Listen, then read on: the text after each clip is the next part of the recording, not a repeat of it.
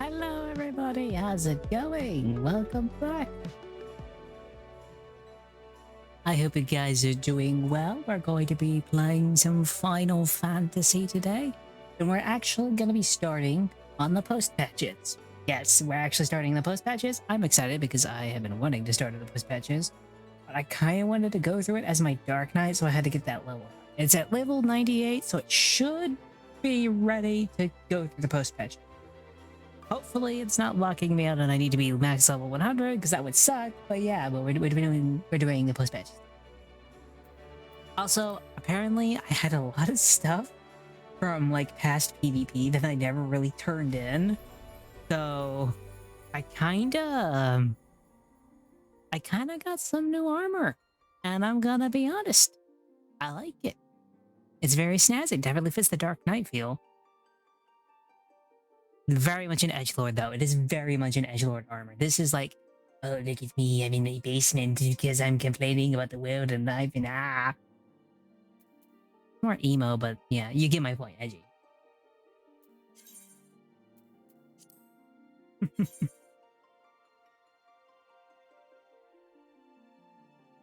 Admit it. But yeah, I've been playing a lot of my Dark Knight recently.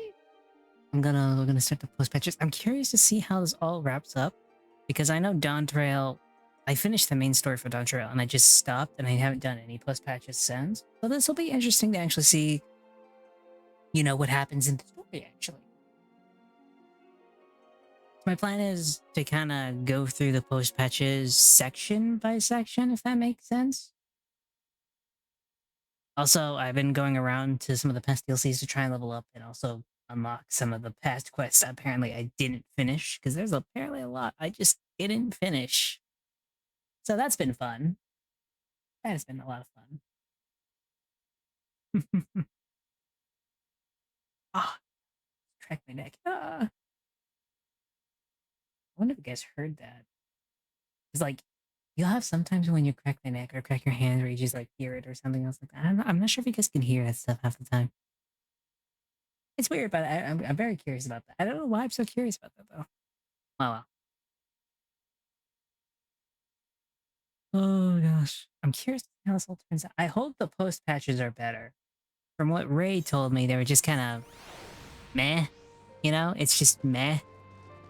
It's not the best, not the worst. It's just, yeah, it's okay. I hope it's good. Let's see. So let me turn the volume. I think it's a little low. I know I turned it down because I was listening to stuff in the background the other day. Question, do you guys ever play video games and just like turn the background music down? Because I do that all the time. That is like the base thing I do half the time.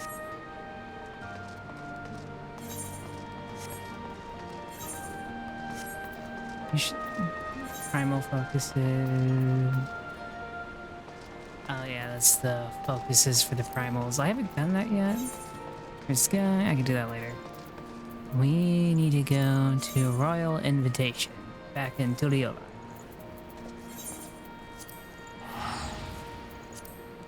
I wish I had a better Dark Knight sword. Because that's like the base Dark Knight sword, but it's good. Hey Dev, how's it going, mate? We be doing the post patches for Dawntrail, mate. So, I've finally leveled up my Dark Knight enough to actually do them. I had my, like, I had the Viper class up to that level, but I wanted to go through it as a Dark Knight, because that's, like, the main class I play. I wonder if it'll have me at a, like, a, what is it? I wonder if the post patches will have me at a, like a gear level limit? Because I know that is definitely one thing that I do not. You know, my brother are planning on trying to work through FF on Tuesday, as a brother do. Oh, that's so sweet, honestly. I will say this. You will probably need the duo trailer just because it's A Realm Reborn, and A Realm Reborn is not the best. It just ain't. Realm Reborn is okay, but it's kind of like how I would describe... A Realm Reborn is okay. And that's the best way to put it, but it's boring if you do it by yourself. Once you get through A Realm Reborn, the story hooks you, but until then it's like, you know? No freaking level requirement. I mean, it says level 100 recommended, but still. It's only 2 levels, honestly. That's not very good.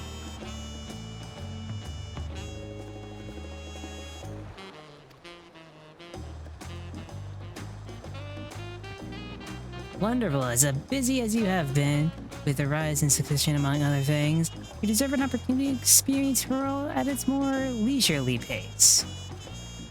Saplings of tacos, as served in Exabal Terry, is one such way to do so. They're made traditional way, laden with filling, and absolutely stumbling. If you have an empty stomach, or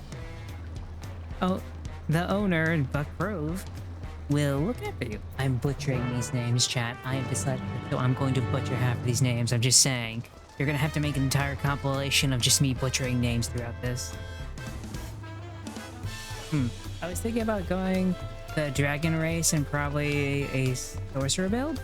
I would say that's probably a good idea. It just depends on what you're trying to do. There's magic DPS, so if that, like magic DPS, and if you're doing that, I'd say the red mage. That is definitely one that is very much... There's also the summoner, but that one's more of a healing one. But they get to summon Bahamut, so that's cool. Well, finish long today. How are you? I see. If you were harkering for tacos, well, then the house Consider it a token of gratitude for your help tracking down those treasures. Go ahead and find a table. I'll bring you a meal as soon as it's ready. You see what happens, chat? You save the entire place, and you know what happens? They give you free tacos. You see? Your end of the reward is just free tacos. That's all you needed. Via allies, I'll show my buffs. That's something I can possibly send. I get that. You still love tacos, I hope. Huh? You ate so many when you turned 5. You could barely move afterwards. Remember that?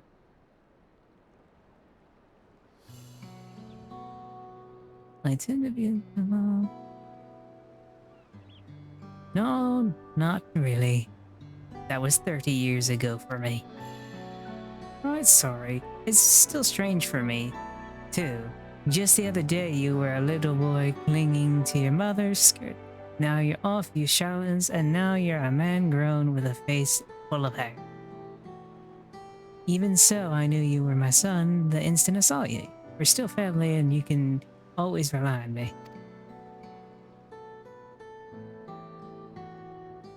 Relying, that feels like the only thing I'm doing right now. On you and on everyone else. I can even start a fire with assistance on my new job. Back in Alexandria, we had enough jobs, and if need to fire, all I had to do was press a button. Everything was at our fingertips. But here I'm helpless, a culinary who can't even light a stove, the way others in kitchens stare at me. Gods, I've never felt so embarrassed. Advantages and disadvantages? No, they don't. To my knowledge, they don't.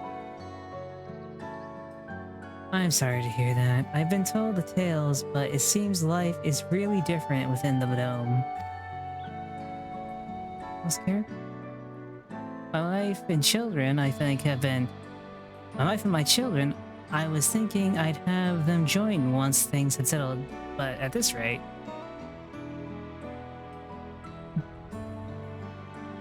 I say send for them. If they're your family, then they're mine too. I'll do whatever is necessary to make it work. That's so sweet. That's a good dad there. That is good dad energy. Okay, here's work Lamont. Oh my god. I didn't mean to overhear it, but it seems you're having trouble readjusting life in Trilio. Follow Lamont. To aid folks like yourself, we've established a support group at the wing of the Reflection. There you can learn skills you need to live outside the dome. Why is your guy a Dark Souls character? Because cool. Isn't it easy being back? I know, but I'm hopeful that you can make things easier. That's exactly what I need. I'll definitely seek this group out and I'll bring my family with me. Thank you.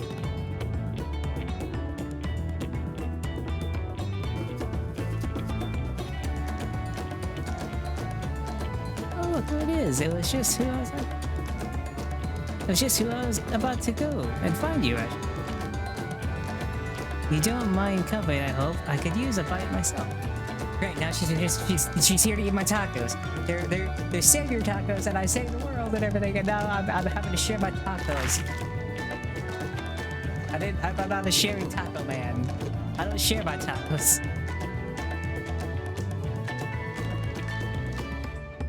Those tacos here never disappoint. You ate my tacos. I'm not happy. So what have you been up to lately? Well, I did a bunch of raids. I've killed a few deities. I killed a guy at the dome who is apparently the president, and then I also went back to Final Fantasy XI, so that was a thing. Exploring to roll and many recover some stolen artifacts. I've been making myself Arcadian. Oh, the Arcadian's definitely a thing.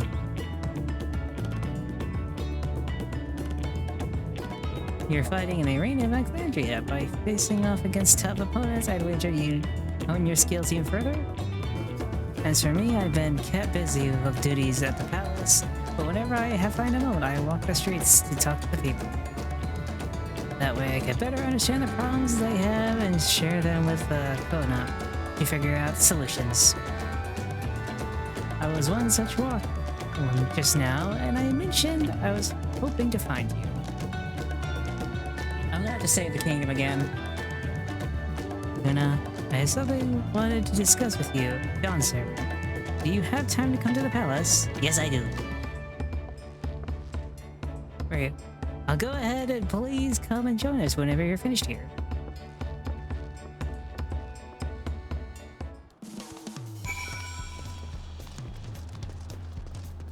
Also, I had the little mummy guy. I love this little pet. This guy is so cute. I don't know why I love him so much, but the little mummy guy is just the best. He's like, wait for me. Wait for me. He's the best. I love this little guy. And also, Ghost, the reason I have, the reason I look like a Dark Souls character is because apparently this is a PvP gear that I didn't know I had enough for. So I was like, fuck it, I have it. That's generally why.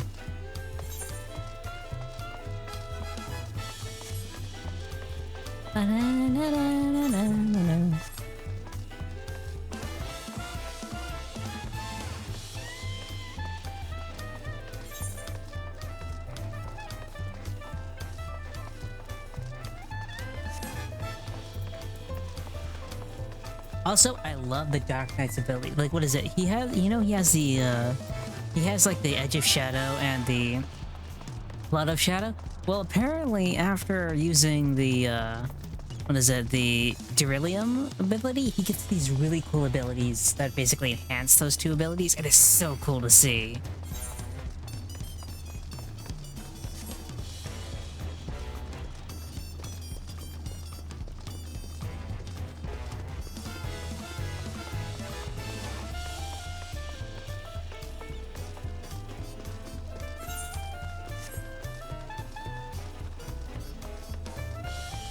I hate cloudy days at Turo.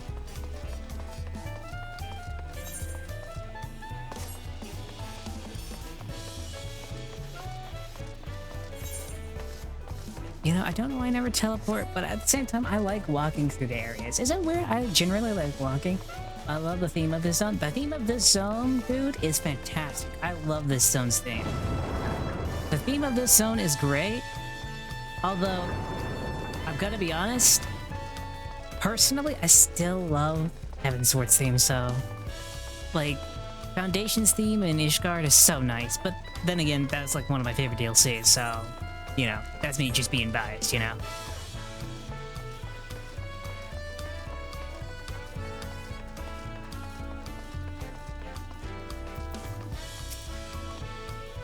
Master has gone. It's always an honor. Valkona has stepped away to attend to some pressing matter, but should join you within here for, you know, very long. You know, let's enter. Let's see what's up. What's the kitty cat got for us today?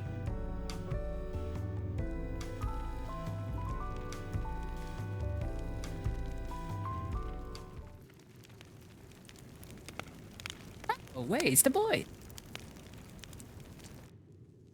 And it's Cryo. Alize, Alpha Node. Graha tier. I'm gonna be honest, Graha is the best. He is the best boy! Which DLC do you dislike the most? I would say Stormblood. Dawntrail is kind of up there though. Oh, you're all here too. Valkona has summoned us. Though, if the truth be told, Alpha and I have been seeing him quite regularly of late. He asked us to share knowledge of Huno's culture and see, in hopes of furthering strengthening the alliance. We are, of course, happy to oblige you. I'm gonna be honest, you two are like the...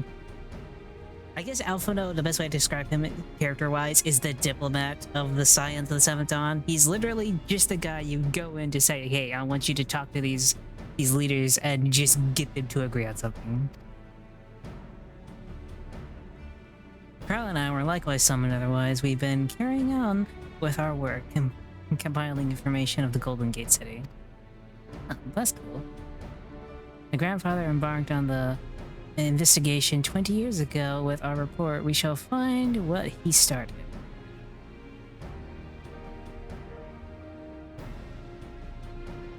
I've been just killing things.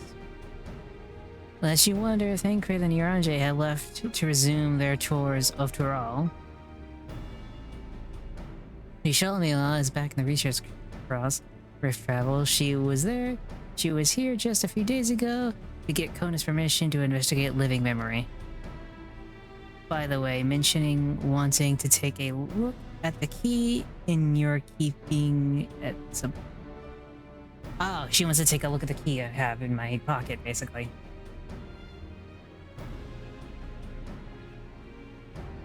If the look she had in her eye was any intention, I suggest brace yourself for when she comes calling. You're likely to be stuck with her for a while. Great. Well, you know what? I'm not complaining. You show us a great company. He is great company. Company? No doubt. Great company. Pack Girl Crump. Okay, let's be honest. Pack Girl Company is something to... It's to treasure. Plus, she's also a scientist. Plus the voice. I'm not simple.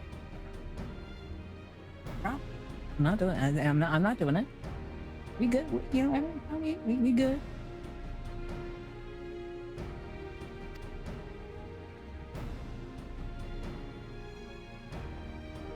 As for Astinian, we don't know either where or he is nor what he's doing. Some things never change. Astinian is killing monsters. Astinian hunts. This man is a hunter. This man is probably killing out monsters and feeding people at this point.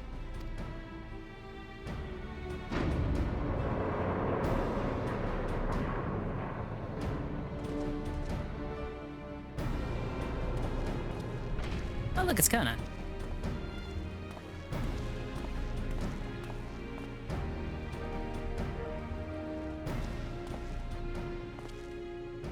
My apologies for the delay. It's nothing of it. We took advantage of the time to catch up. So what can we do for you? Hopefully the present company is enough for whatever it is needed.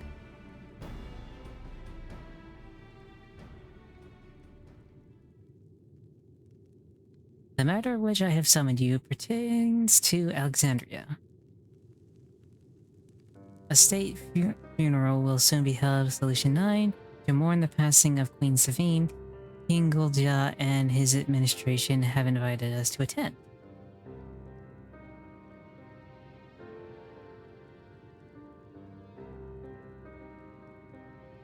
While certain issues remain unsolved between our nations, such is the treatment of Yushana, I see no reason to not to attend. For generations, Alexandrians lived without even the awareness of death.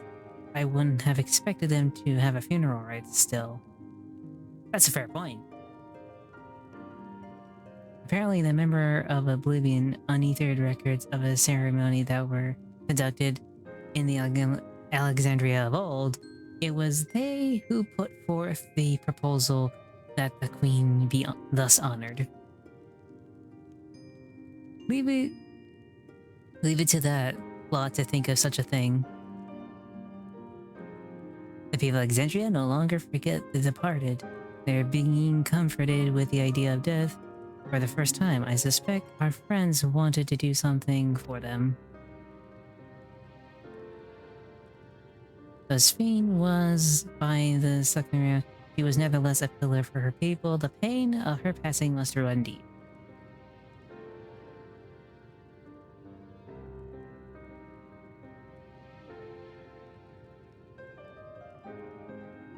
Indeed, a funeral will give Alexandrian the chance to come together to express their grief, that they might overcome it. I wasn't sure at first, but I've decided to go, not only to be there for Gulja, but to put this chapter behind us.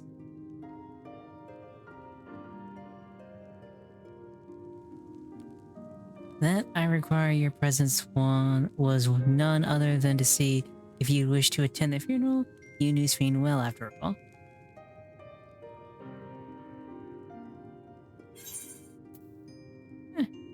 Something that I wonder.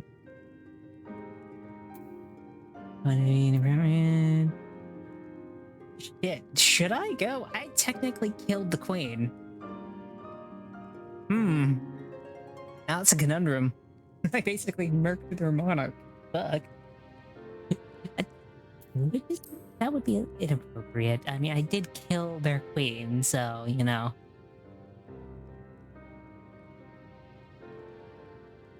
Because the role in her demise, I take it. But we had no choice. We had to stop her from killing countless innocents. It's not that I disagree, but let's be honest, you going there kinda makes it bad. I'm just saying. I won't force you to attend if your own life makes you feel uncomfortable, but while I was in an office capacity, I like you to like it if you could be there to watch over everything. Oh great, at least I'm there as a bodyguard. You know what? I have a reason now.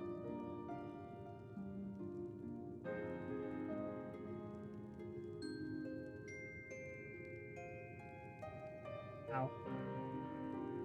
XY, what the fuck did I do? I feel the rest of you should go too, regardless of reason. The fact remains the deprived Alexandria of a beloved.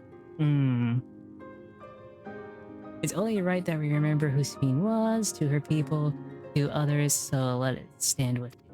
Okay. Question.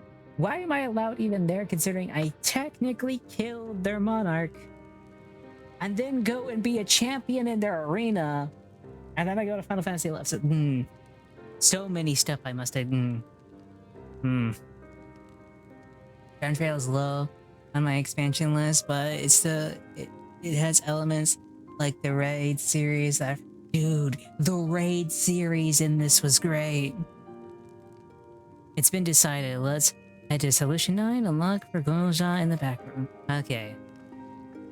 Isn't going back to Solution 9. Like, I'm gonna be honest. I love the writing in the raid way more than the actual main DLC. Also, really? You got pissed off, X? That was your excuse? Really?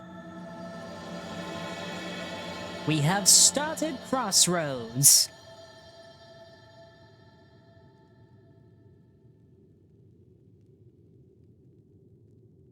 Yay! It's not even an excuse. Okay, you're great. Thanks, mate. Thanks. You're the best. But yeah, no. I'm gonna be honest. If I had to put Dawntrail as a story, it depends on how I put it, if that makes sense. For me, I would say Aromaborn is always gonna be at the bottom, just because it's one of the. It's okay, but the intro is just horrendous, you know? Like, the post patches turn that to be probably the lowest on my tier list, you know? Like, I get why they did it, but it's still the low. I'd say after that would be... I don't know where to rate it, because the problem is this. I want to put it either before or after Stormblood, but that all depends on how the post patches go. Because the problem is with me is I love Stormblood because not because the story was great, but because the combat was fantastic. But near the end of the post patches, my gosh, Stormblood goes up so much. Like the moment Stormblood starts leading into, fucking Shadowbringers, my gosh, does the post patches get so good. It's so amazing after that. So my thing is this: the post patches in Dawntrail have to meet my expectation. If they don't, I'm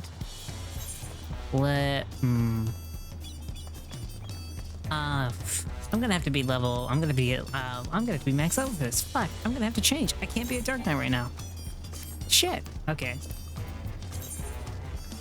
Hyper class. Equip. Now I can go.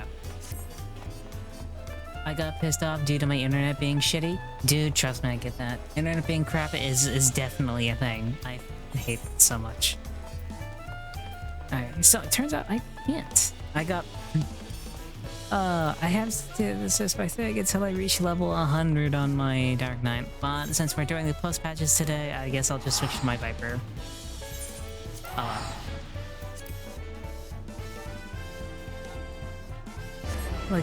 I think the raid series is generally one of the best. Like the tournament arc of the raid series is fantastic. I would say, due to the tournament arc and everything else like that, I generally found Dawntrail probably better than Stormblood, but that's not saying much when you compare it to Stormblood, you know? I'd say it's Dawntrail is just Stormblood 2.0. And I hope the reason it's Stormblood 2.0 is because they're working on everything for the next expansion, and like they're really working on it.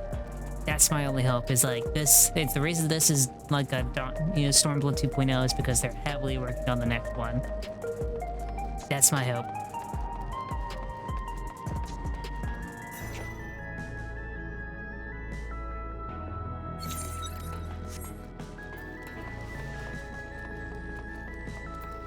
Speak with Muja in the back. That's going to be very interesting, speaking with Muja.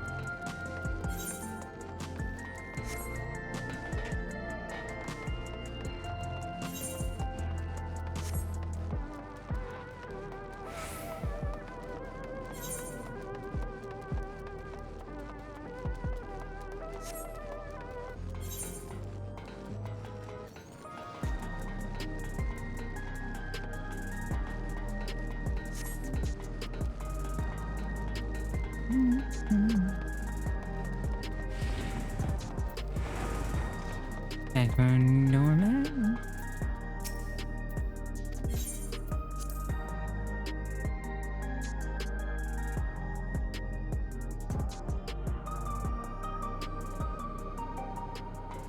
Hello, Gluja.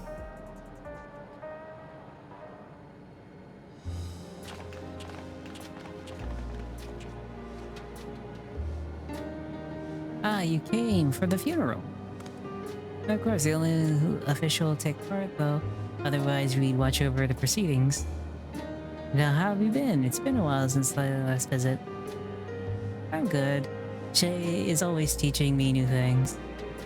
Recently, I learned the Everkeep system and the mechanical soldiers. It's knowledge I need to use for my authority properly. Studious as always? I see. By the way, by way of a treat, I brought you a chocolate. It's kind of a cake. I think you'll like it. Thank you, Lottie. And thank you for coming. I've never been to a funeral before, so I feel less nervous having you here. Out of curiosity, what's the custom like imagery, in other words? In our world, it's commonly a loft of flowers for the departed. It's much the same here, according to the records. Flowers will be distributed to all the attendees. Please tell me I'm not doing fetch quests for flowers. Please tell me I'm not doing fetch quests for flowers. During the words used once, the practice offering flowers may share the same ancient origins. Fascinating, wouldn't you say?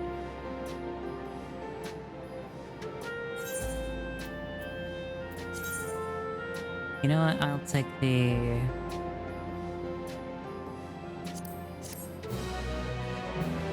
I'll take that. Why not?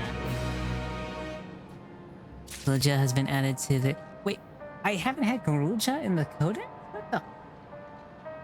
Succession has been added? Okay. Garuja wishes to go and collect his flower for their funeral. Bother! Oh, they head on Pax Pack. I think I'm heading over there now. What do you need?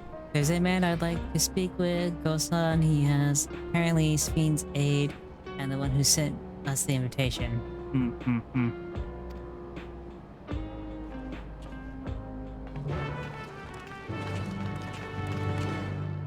Her assistant just now makes an appearance and we're just...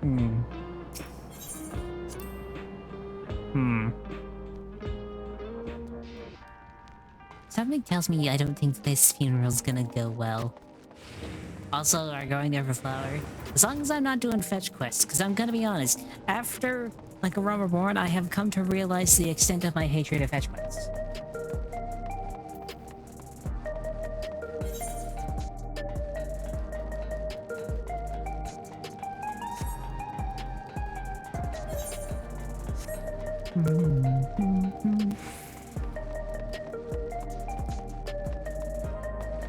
Right, alright.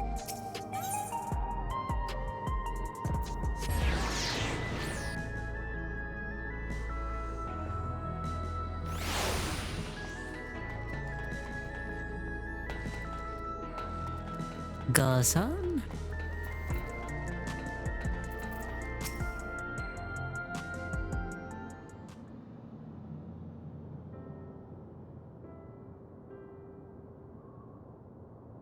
Why, I'm Val Clement of Dawntrail. Thank you for extending the invitation to the Queen's Fiend's funeral. We are honored, truly. I had seen you before from a distance, but never had the pleasure. I am Gosun from a chief aide to the Queen. Since her passing, I have been responsible for the administrating affairs of the state. Can we get our flowers here? Yes, Your Majesty. The flowers are being handed out at the corner yonder, alongside the regulators. What? You need to wear regulators for the funeral?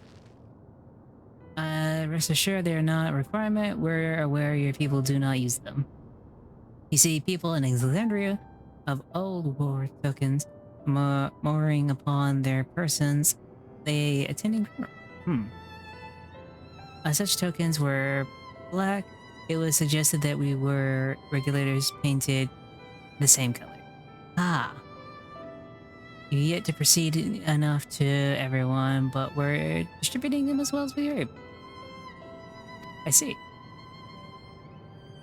Yet regulator or no, it's impossible. Important things is that we remember Queen's Fiend, remember her and her kindness as you make an offering of your flower. I will. The proceeding will soon begin in the plaza. Please take your place once you have a flower. I find this...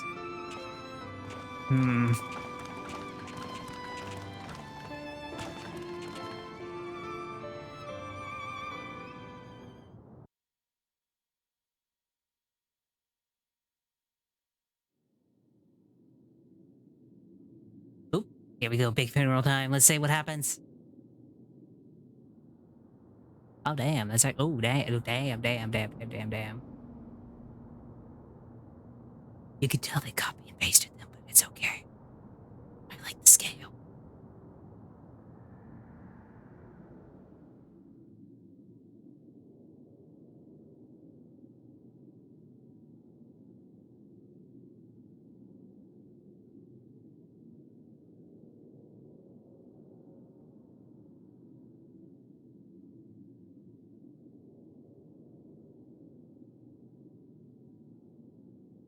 And we're off to the side. You know what? That's probably a good idea.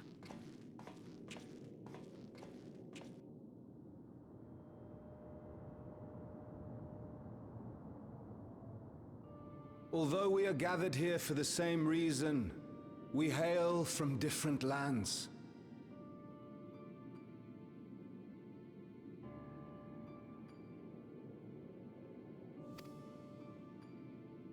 Some were born and raised in the Alexandria of old, while others came to us from Tuliolal. It was from this union of diverse peoples that a new Alexandria was born. The only home that our younger generation knows. How did we overcome the barriers between us? What moved us to join hands in common purpose beneath crackling skies? You know the answer. We survived. We thrived because Queen's Fiend brought us together.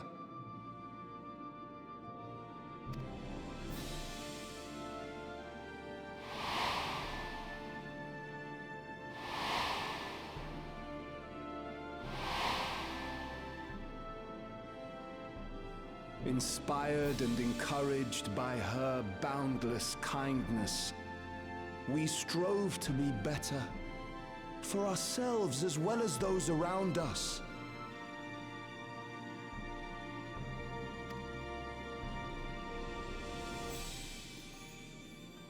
And in Her Majesty's absence, there is a sadness beyond words. Yet we will remember her. Remember all the good that she has done for us. So let us pray, as the people of the Old Kingdom once did, for the peaceful repose of the departed. And let us keep our beloved Queen forever in our hearts, that her memory might guide us unto the morrow.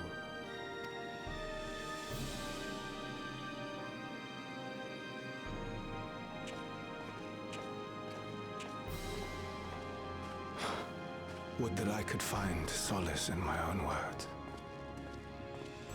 What does that mean? Wait, what does that mean?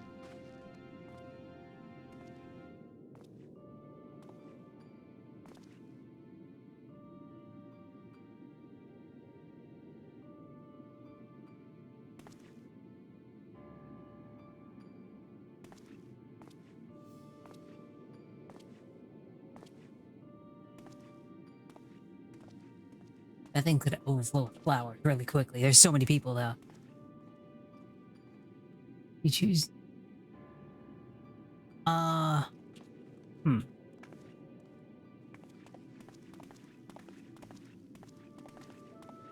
gonna start answering everyone's questions after cutscene. I feel like that's probably the best thing to do.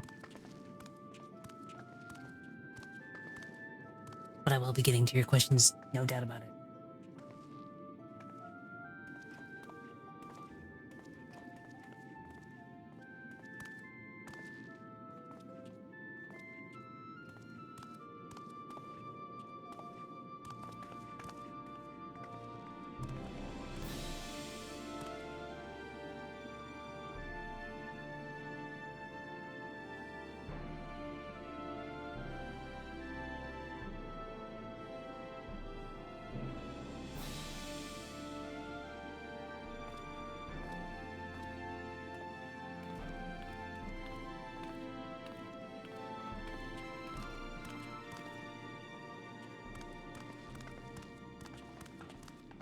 Was Queen Sphene taken to the cloud? She must have been. To still remember her is strange, isn't it, darling? I miss her. She would always cheer me up when I was down. But even though I remember her, I'll never see her again. That doesn't make sense. It seems that's what it means to die, I'm afraid. But what will happen to us? Are we just going to be sad forever?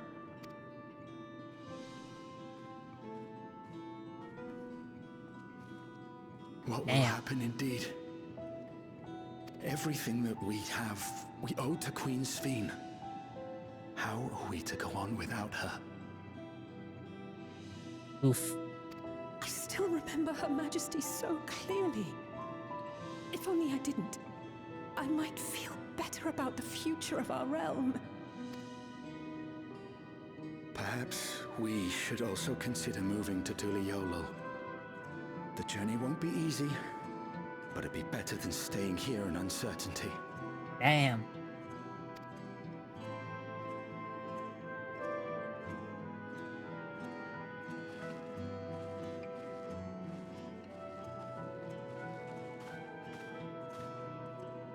That is rough. It is very In rough. times like these, I take comfort in the beliefs of a Turali people called the Yokui. To them, death isn't the end. So long as we're remembered, we never truly die.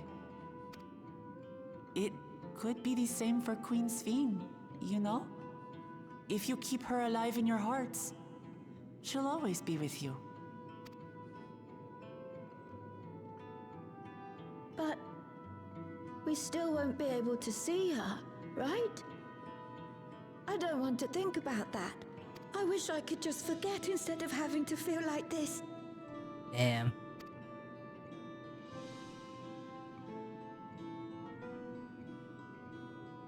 I'm sorry. I didn't mean to impose. Please, mourn your queen however you see fit.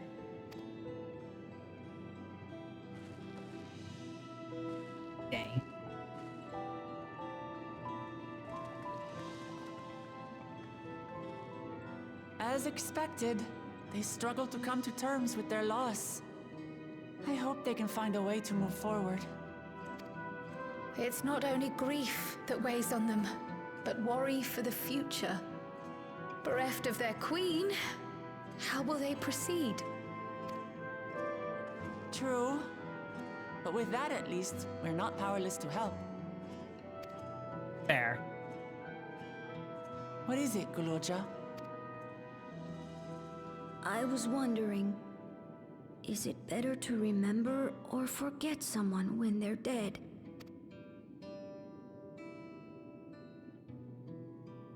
I remember my father, and every time I think of him, it hurts. It's the same with Queen Sphene.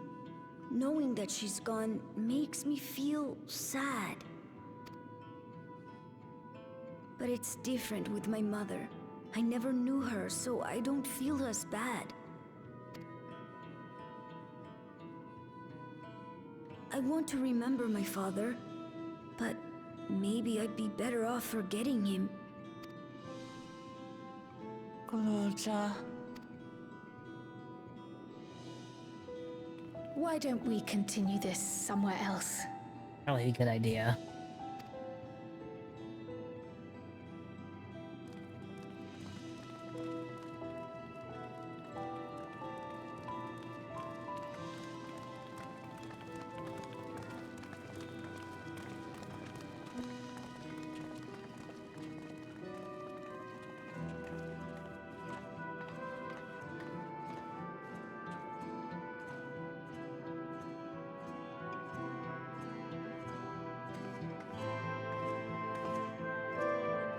Mm-hmm.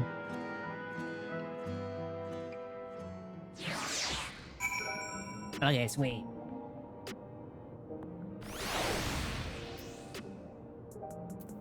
Before I continue with probably another cutscene, let's actually answer this question. Currently writing an essay on GTA 6 and how it can learn from FF14. I'd say that would be an entirely discussion itself, but if I had to put my 2 cents on it, I would say this. When it comes to GTA 6, I think if they did anything like Final Fantasy, they'd have to do expansions and you probably have to pay a decent amount for it. But I don't think they'll do that. I think they'll stick with shark cards and free DLC. I think that's what they're gonna do. Shark cards and free DLC. Which means grinding is gonna be a pain in GTA 6 in my opinion. And they're not gonna change it because GTA 5 made them billions and billions of dollars. So I don't think they'll do stuff for Final Fantasy, like Final Fantasy 15. I may be wrong, but I don't see them changing too much. And do choices matter in Final Fantasy? They matter in the sense of how your character plays and what type of character you're trying to be, but they don't matter in the sense of like you're gonna change the story, if that makes sense. You're not your choices in dialogue will change mostly just how your character is personality-wise, basically, or how most people think the personality is. But in all reality, you're not going to be making like good and light side choices and dark side choices where you change the very, thing of the story itself. You're going to be following a linear story written by the writer. So, I think that's the best way to do it. And living on Solution 9, haha, no. As much as it would be cool because of all the technology and everything else like that, I also feel like it'd be nice to visit. It'd be nice to visit. I feel like it'd be a little, I don't know, much.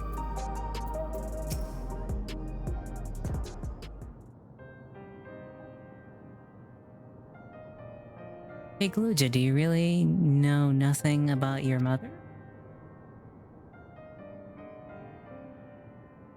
Shall search the whole system for information on the residents, but only Mamul Josh she found listed where my father and me. Even if she died and it was erased from people's memories, she should have been there, but she wasn't. That you're here means she was here too, inside the dome. They can't be in any other way about it. That's fair. Perhaps we should go look again.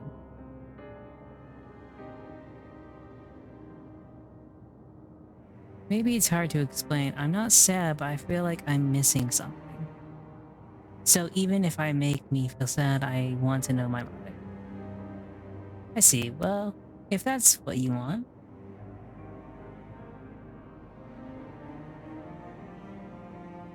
I'll help you. I'd like to help as well. I believe I speak for the others too.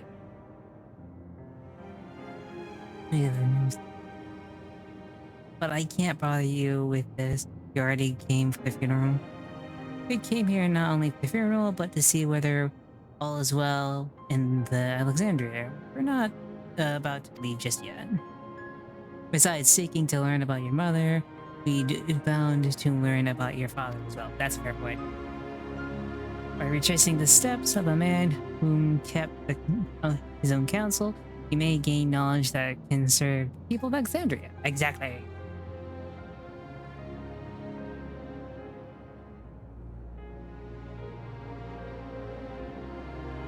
Alright, thank you everyone. Quest complete.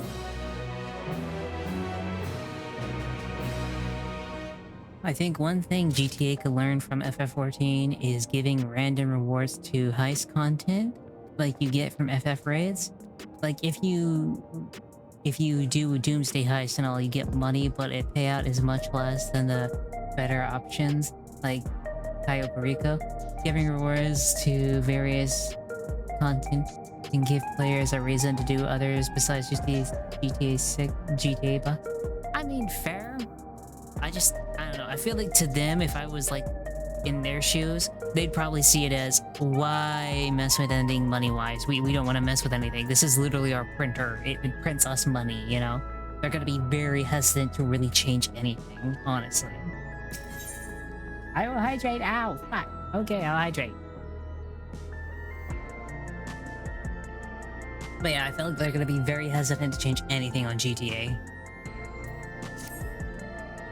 At least the online portion and their monetization scheme. They probably won't change much else. I feel like they're gonna try, maybe change things when the game comes out and it gets feedback, but they probably won't kick the horse if that's too much. And I bet. Damn it. Okay. Assuming neither memories nor records of Felicia's mother remain, we must cast as wide net as possible. I suggest splitting into groups. Ajay, if you can make inquiries outside the outskirts, and the rest will do the same in Solution 9. Okay, I'm sitting outside, but they get to sit in the air conditioning. Why am I the guy getting to sit outside? I saved you guys' asses how many times, and I'm the one sitting. Wow, thanks guys. Truly, I am the hero, sent to do the dirty work outside with literal rain and lightning and everything else like that. And next thing you know, they're just sitting in Solution 9, probably drinking tea, having cotton candy as they go around asking people what the fuck is going. Shame on them. Shame on them.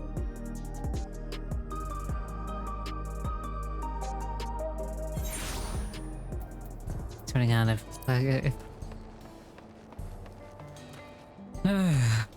let's see, where are they?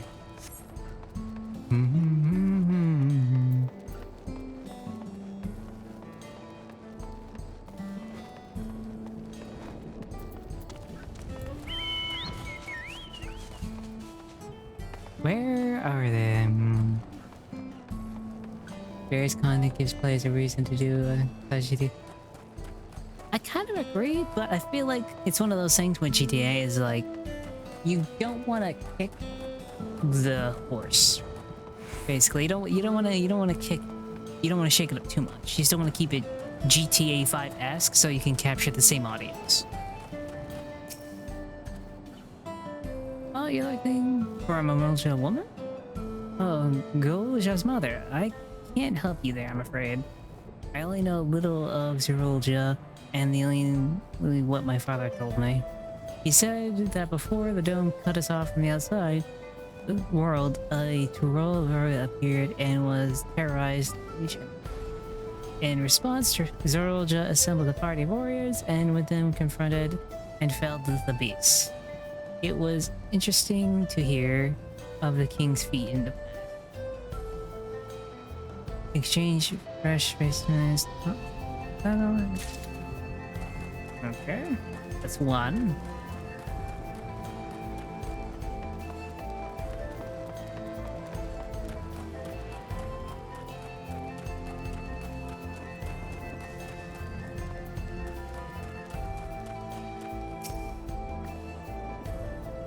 Merge woman? The people have never been common sight around here. By the last time I saw one would have been before the dome came down over our heads.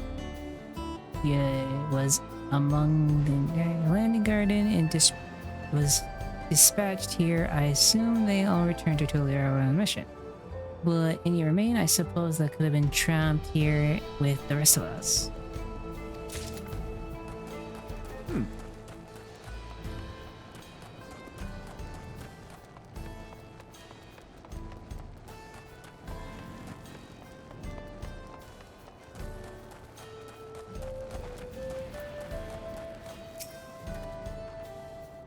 Sorry, but I've heard Merulja women living in the past, much less one connected to Zerulja. You might have better luck talking to the people over in Tuanta settlement to the north of Everkeep, in a place called Yowata. My resilient son won their loyalty when she saved them from some crisis or another, or so the story goes. If I remember correctly, their chief's name was Kinoka. Was taught about Zerulja's. Okay. And I have to go back to Solution 9, son of a bitch. Okay.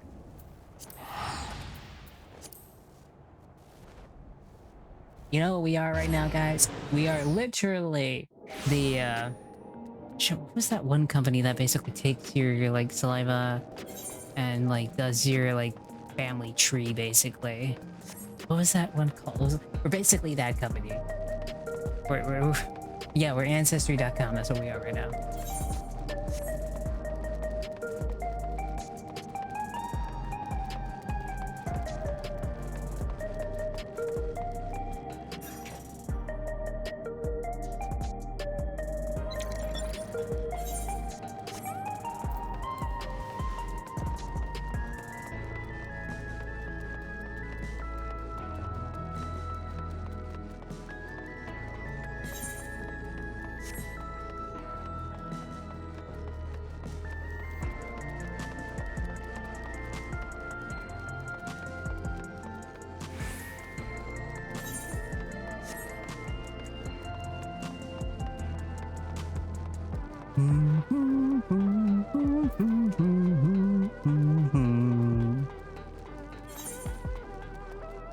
Oh yeah, I go to the back room.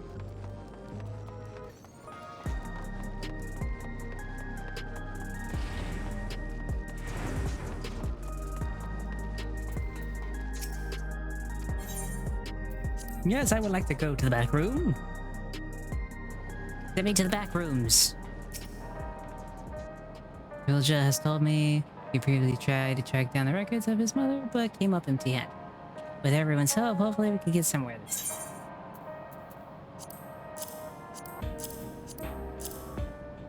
Hand over the notes. Oh, so you spoke with a few different people as well? Let's combine all the findings and see what conclusions we might draw.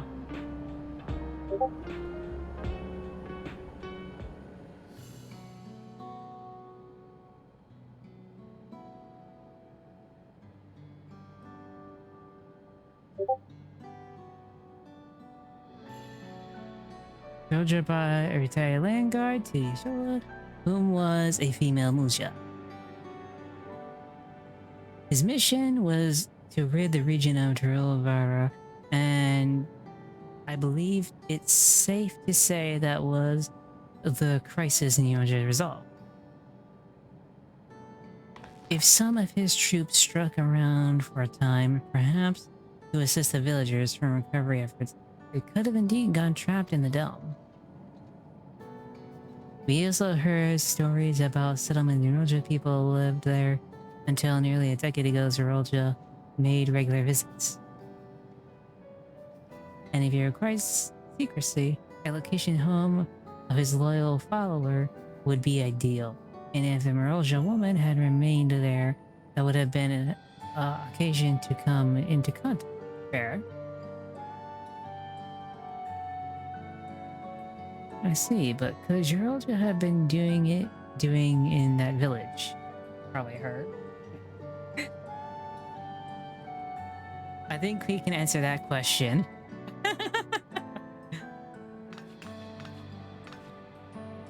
In a lot of her betrays Zerol just as Raha and I spoke with the researchers who worked at Zerol, and he said that approximately 20 years ago, a number of colleagues were transferred to the research facility outside Everkeep per the King's decree. The first I've heard of such facility, only Werner was believed to have been under the King's restriction. Was apparently being used to develop a new kind of weapon, but I'm afraid that was all I could learn. It's plenty to go on. Even if your work was classified, any materials and equipment needed have been manufactured within it. If so, we're looking into transporting records.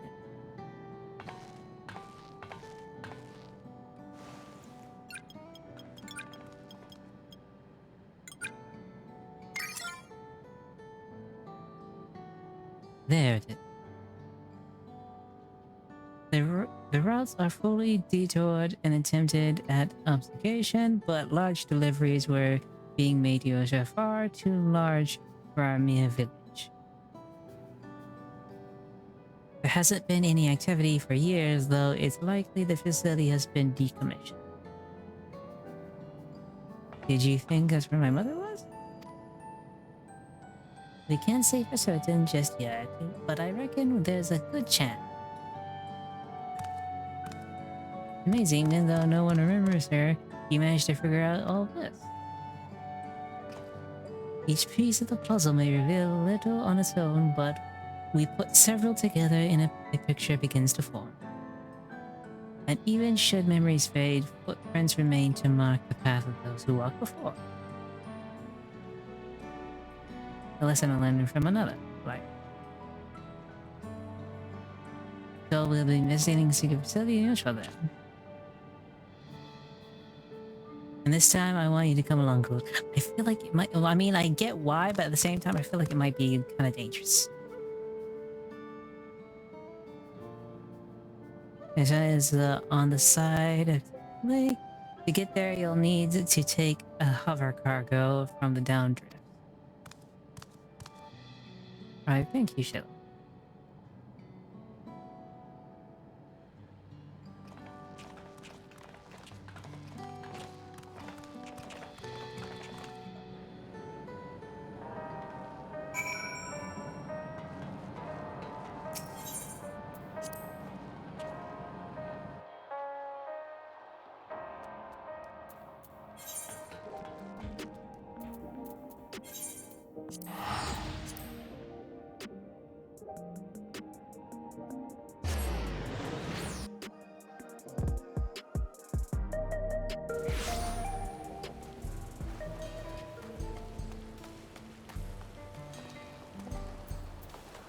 Let's see.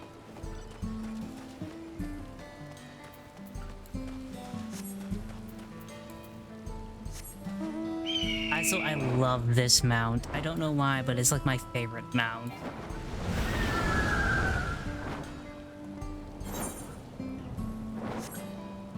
And yes, I just became the Phoenix, because yes, funsies.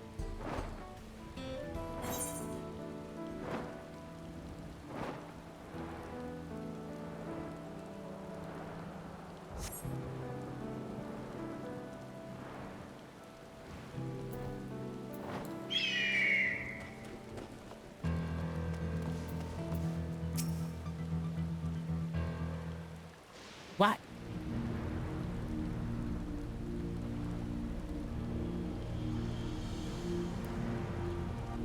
I help you now. You just turn. Look, give me a second.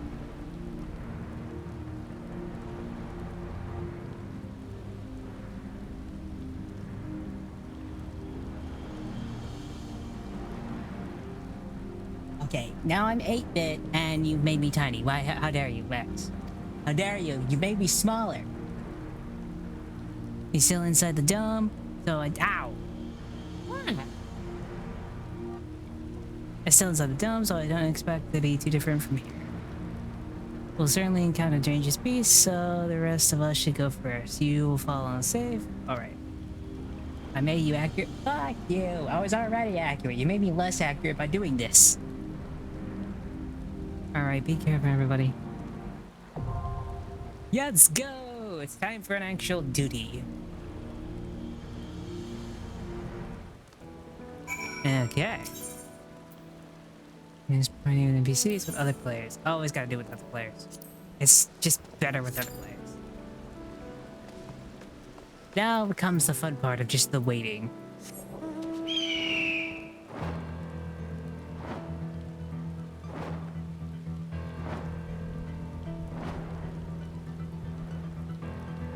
Says the one with the height. Fuck yourself, you piece of shit.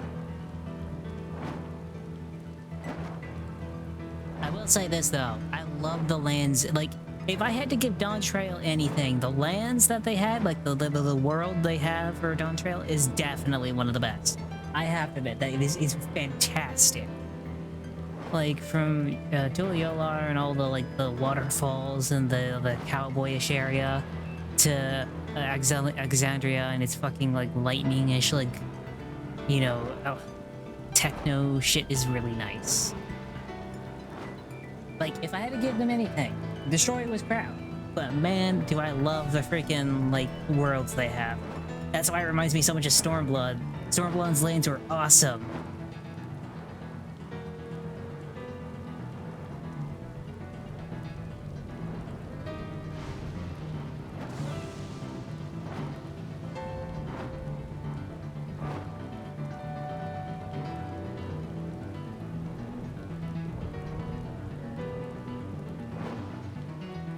How have you been doing, X? How is your day going? I hope you're doing well. Oh wait, I can't go there? That's kinda dumb.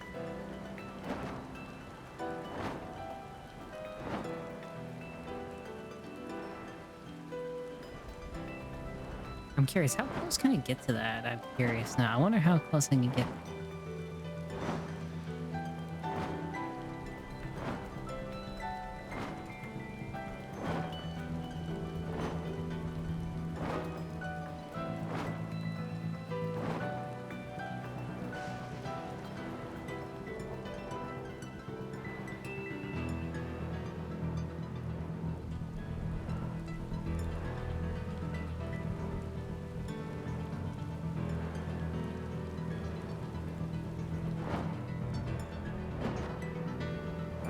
I don't know why, but this always gave me a Final Fantasy VII vibe. I think it's because the city above you is kind of reminds me of it. There's just kind of no way to describe it. You got the poor section, and then you got the big city above it, literally. I met the height requirements. Damn. That's sadness. No, I should probably finish up the map on here. At least keep the map filled out while I'm waiting to actually queue in. There's that one, and now I just gotta get that one little piece all the way over there.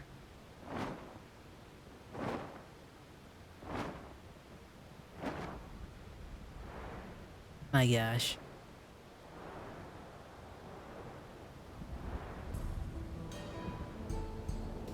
Although I feel like the purple's a bit much. The purple is just a bit much. There's just so much purple.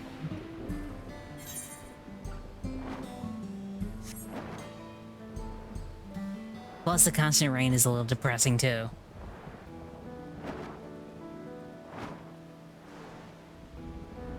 But then again, they use literal lightning as their power source, so, you know, I'm not technically complaining half the time. I just think it's kind of funny. Constant rain. I think that's why I kind of like the beach vibes that Tuliolar gives. I like the beach vibes.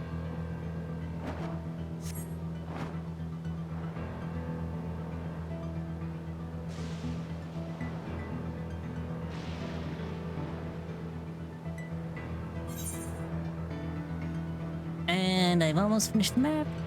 And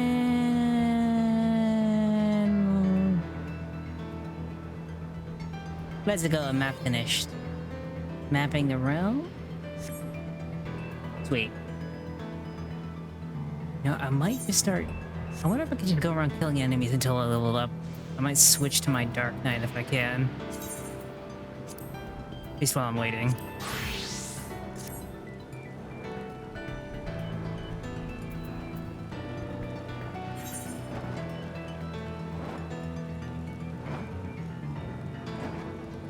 Because the thing is, if I want to use my Dark Knight for the main quest, I have to be level 100, and I'm at level 98. I could probably do my daily roulettes and probably level up, but that'd take freaking forever to do. Have you seen the new James Bond game? I have seen the new James Bond game. I'm glad everyone's really enjoying it.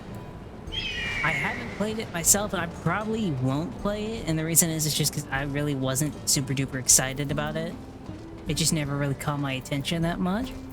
But I know it's done by the guys who did Hitman, so I know they're good for games, because those guys do very, very well when it comes to Hitman. So I think they'd be good for any James Bond game, too. So I hate James Bond. I actually love the James Bond movies. Like, I think my favorite probably is Skyfall. Just because it's so cool.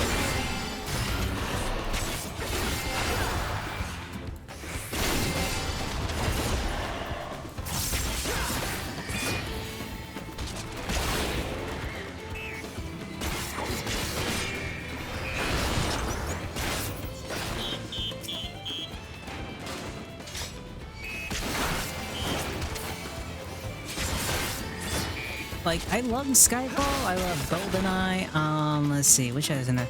I was like, Tomorrow Never Dies, I thought the actor for, the guy who did the most recent James Bond movie, I think he's great, Daniel Radcliffe, I think his name is. I think he's really good as James Bond.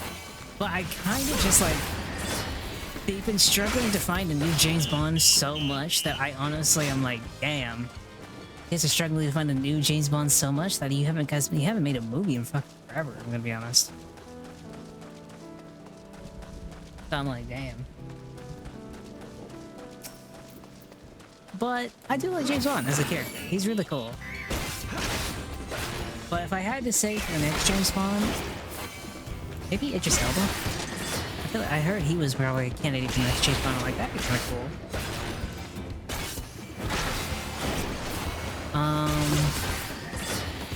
I think a few would actually be a good James Bond. I don't really know any good ones right now.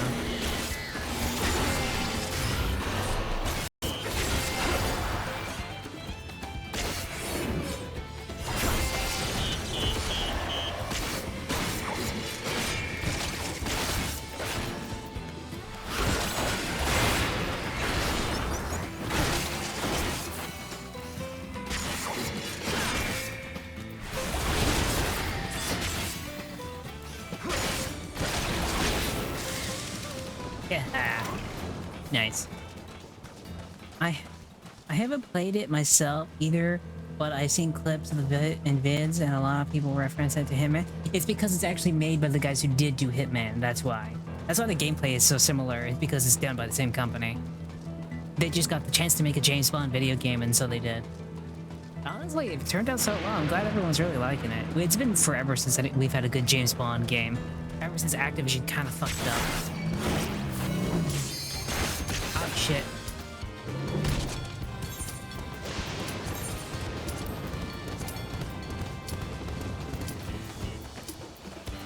Let me out, wait, no, fuck!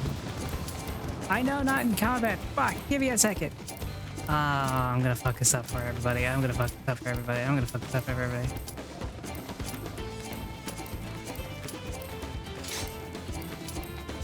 Let me out of combat, damn it. I'm not in combat, let me out. Ah! Thank you! Son of a bitch.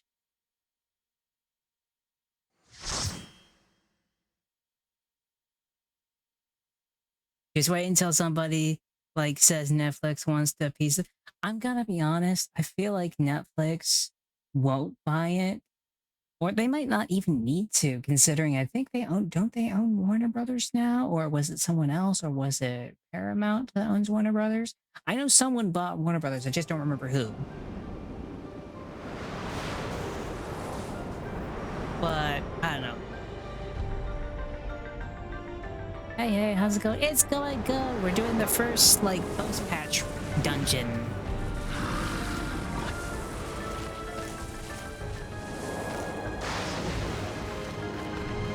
HBO bought them? HBO? Really?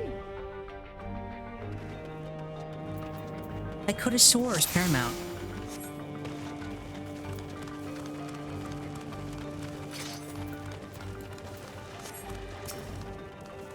Why is why is an elephant the tank? Why is this thing?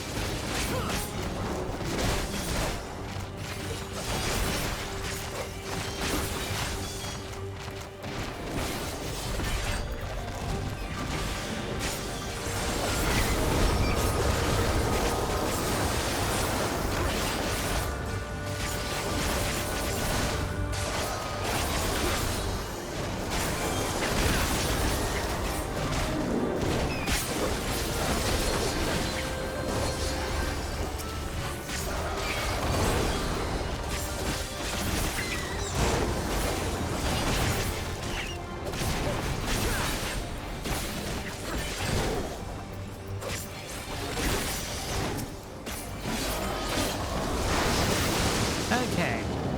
Got through that point. Oh, that's interesting. HBO bought them. I did not think they would. But yeah, I'm enjoying the post-patches so far, but it's kind of fetch questy just a little bit.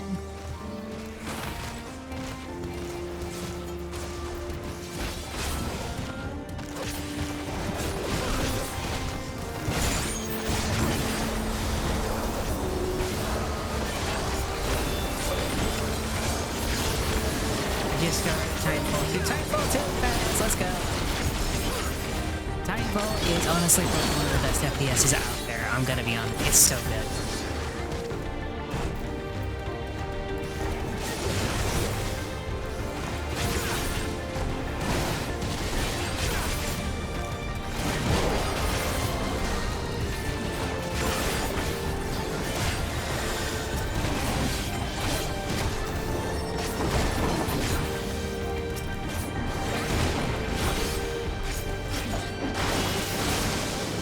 Wait. I'm gonna be honest, Titanfall 2 is so good, but it also makes you kind of sad because, you know, they're not making a 3. Unfortunately, they are not making 3. So far, kind of fun, though, to be honest. I still like Dying Light's movement at best.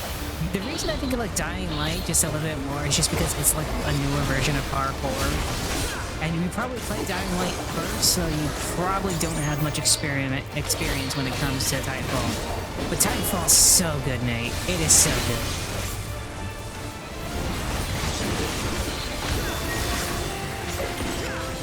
I've also been seeing the Lego Batman game. That one I have been playing a lot, actually.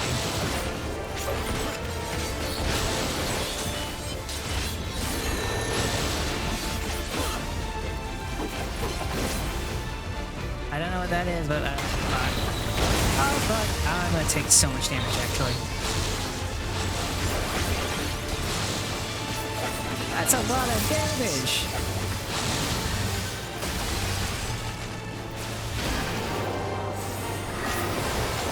Now time to heal as I do damage. Wait, which dev was Dying Light? I don't remember the dev of Dying Light actually. I really don't.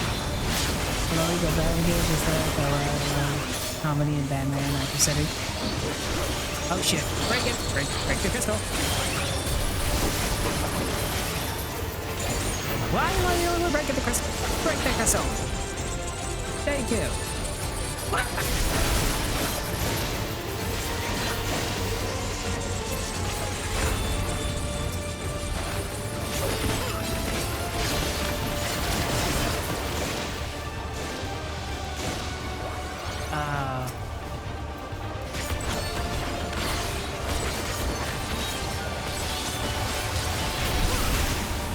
And I'm dead. Son of a bitch!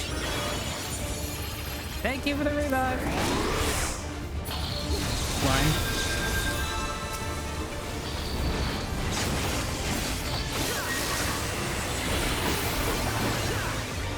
Oh, thank you so much for healing.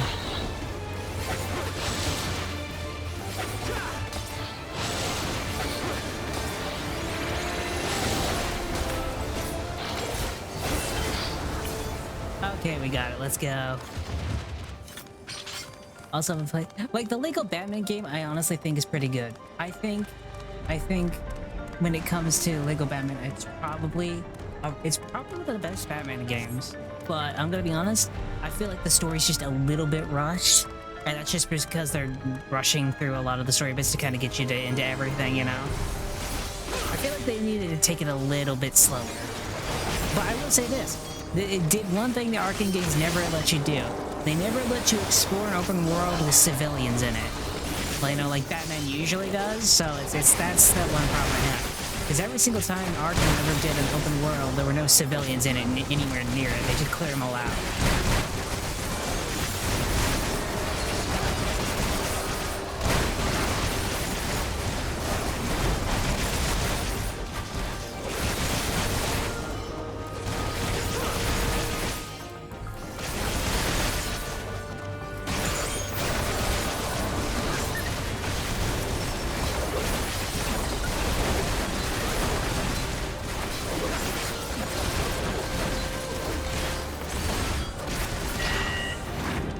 Winning.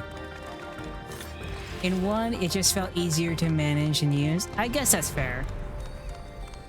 Yeah, the best one too, and the best kind, man. I understand they wanted you to feel more like a monster in the beast. But the parkour sucks. Really? Damn.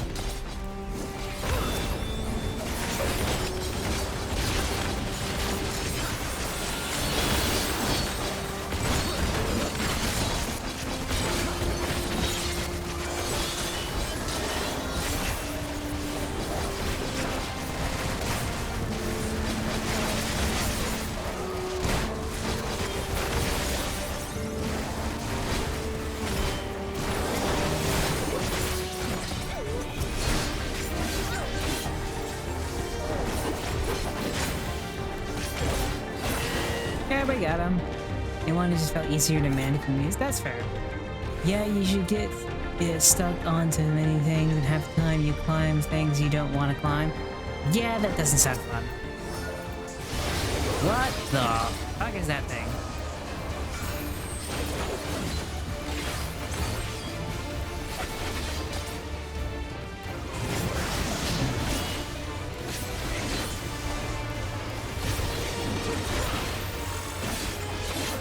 Overseer, what the shit is this? Oh shit.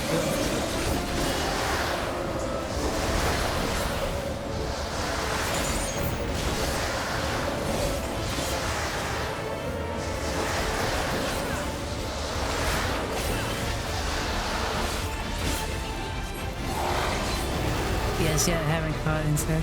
I'm gonna be honest, I haven't tried, like, you know, dying like the Beast Jet either.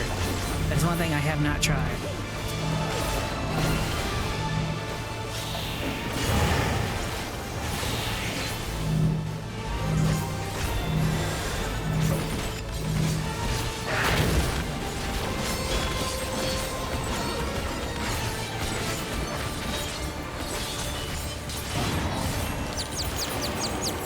Oh great, now our movement is fucked. Nope, fuck, wrong way. Oh fuck, come on! Oh, I'm so fucking dead. Come on, damn it. And I'm dead, so bitch. Dang it. Thank you for the revive. Some do cheaty things for leveling. Really? That's a little sucky. Now I love the ability that the Viper gets where he literally just does more damage, and the more damage he does, the more he heals. It's so nice.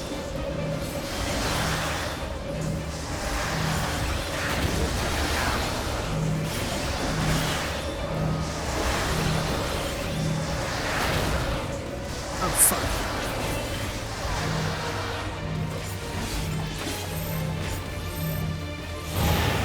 Oh shit, our healer might die. Please don't die, healer. Oh, fuck. Oh, the damage is down.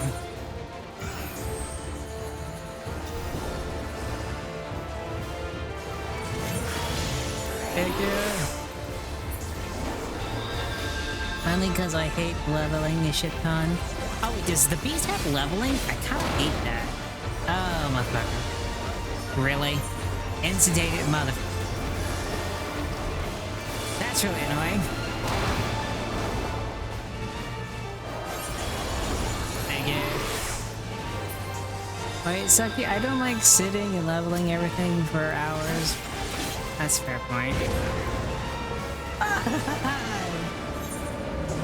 A little more Unga Bunga? Yeah, I know a little more Unga Bunga. I'm currently down from the Unga Bunga chat. So if you're saying this, it's just the in-game chat. I'm like, why a little more Unga Bunga? Thank you, please heal me. Are you oh yeah, I'm not getting revived, am I? Yeah, because I'm respawning.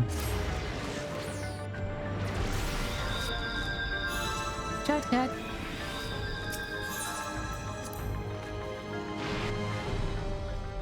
Is it sucky? I don't like setting and leveling everything in hours and complaining. I mean, yeah, that's fair. I still haven't finished 2 mainly because I hate the leveling a shit ton, and 1 just lets me kind of do some cheaty things. Oh wait, you talking about 1? I thought you were talking about 2. I didn't like 2's leveling either. I didn't play too much though. Yeah, it does, but the skills feel very underwhelming, and that's there about like 12 or 18, not including the... I think that what says a lot about Dying Light 2 is the fact of Dying Light 2, the only reason I really heard about it is when they came out with a new edition that literally called it reloading. Because they made the stupid mistake of taking out guns. Which I thought was incredibly dumb.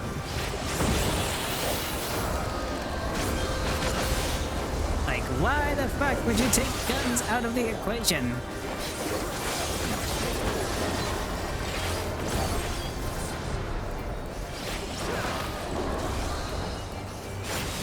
It was a skill then too because they wanted a shorter game. I don't know why you'd want a shorter game. If you wanted a shorter game, you probably needed money in some regard. If that's the case, you probably should have made something different and not called it 2. Probably call it like, I don't know. I guess the best way to put it is for me is like, if you're gonna make a shorter game like that, then make it just a shorter game. And don't call it 2, call it like a I don't know, like a pre-sequel type situation where it's like a side game, you know? Not a main game, but a side game.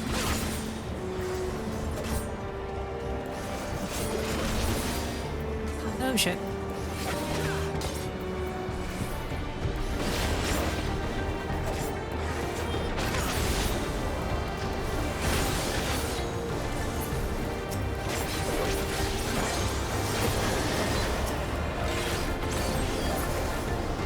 Nice. What in the shit is that?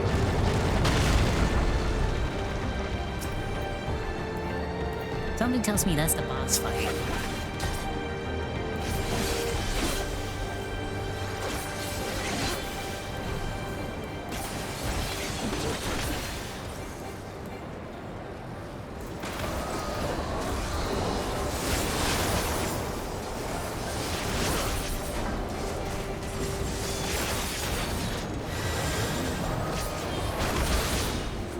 Oh shit, move.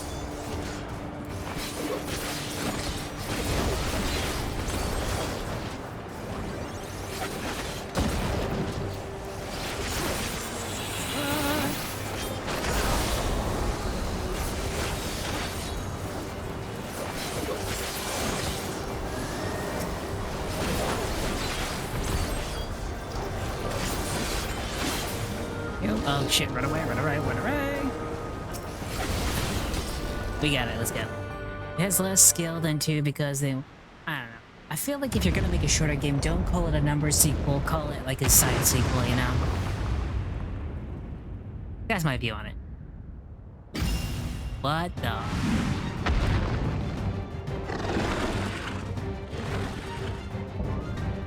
Terroria, Luna Paratia? What's with the fucking rabbit?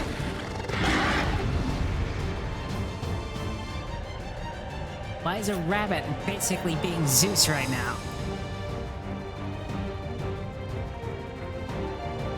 Luja.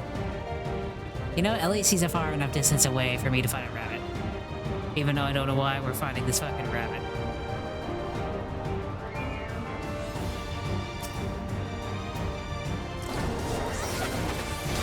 didn't get the Easter gift he wanted. You know what? That's probably what it was. This is the Easter Bunny. Come to sack. He's come to wreak his vengeance because I didn't give him the Easter Bunny thing he wanted. I don't know why I have to get the Easter Bunny something, but apparently I had to. Trying D1 on Xbox. What?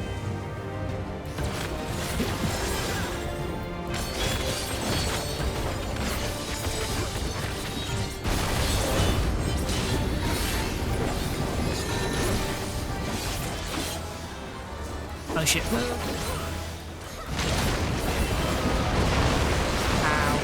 Ow. Ow. Heal myself. That was painful as shit.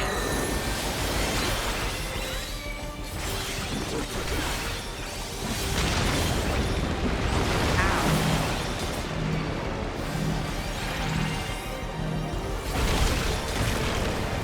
I just love the parkour aspect that allows you to move around the fight. Oh, come on! This rabbit's a piece of shit and I hate it, and I'm down. Fuck you, rabbit!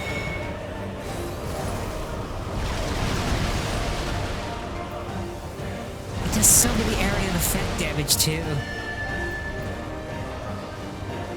I will say this is a really cool boss fight.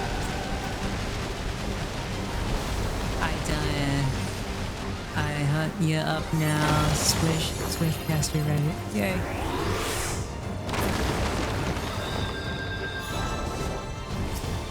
You suck! Holy shit, I'm MEDIO. Or something. Or just not to die. Fuck. Oh, time to run.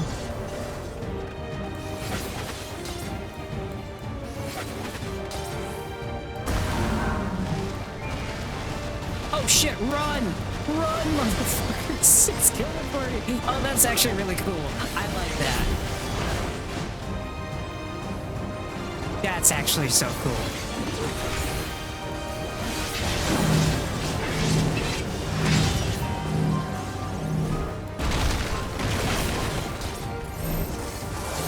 Get near there.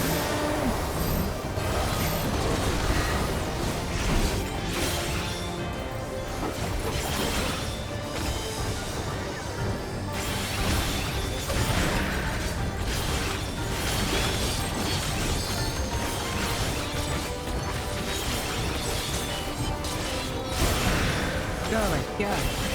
Pay attention to the chat, focus on the fighting. I can do both! I'm a master multitasker.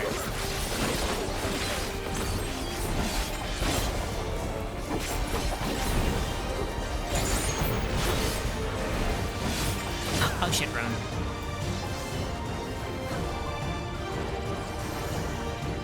I probably should have not used sprint just yet. Oh, got sludged. Gross.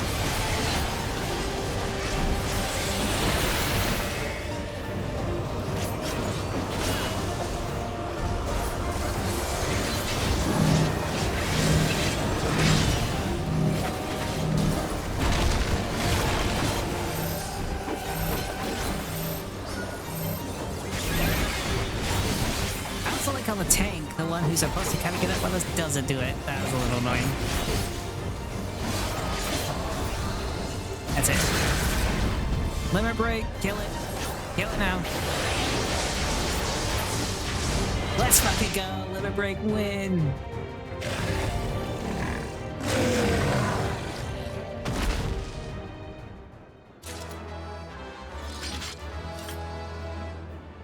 That elephant was our tank, damn it. I feel like they're leaving me with all the shitty loot now. Yeah, they left me with all the loot. Dang it. Okay. You have a solution for your death? Just stop dying. Oh my god. Thank you so much for your advice. I'll take it to heart. I actually started D1 on Xbox 1 year, like a year after release, and it was really goated because no other zombie game was like it. That's fair.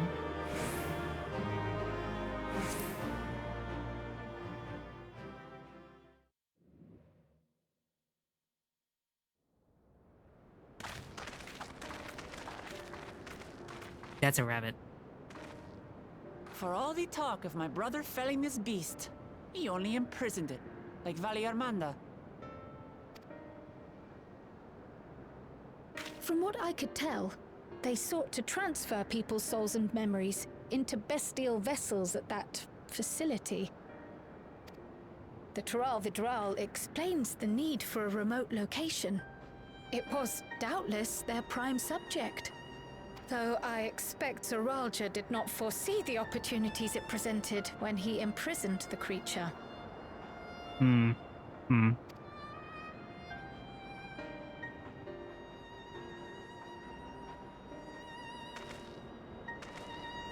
Oh, it's still alive. Oh, great. Let's go. Vision time. I didn't think I still got those.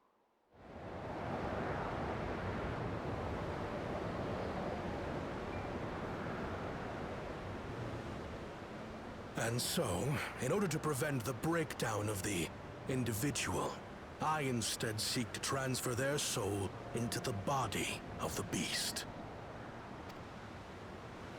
This would allow one to wield the power of a Tural Vidral. In theory, our initial experiments will involve lesser creatures. But in time, I am confident we will be able to bring even the mightiest under our control. And what becomes of those who offer their souls? As they won't be able to return to their original forms, we must consider them lost. But the sacrifice will be worthwhile, for the army you stand to gain will far surpass any composed of mechanical soldiers.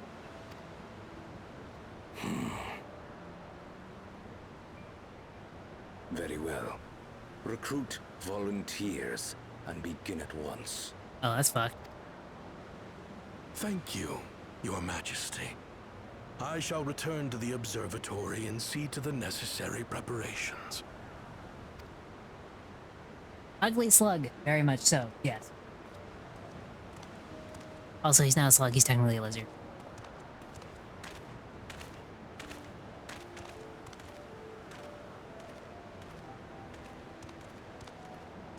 So, you've given him permission?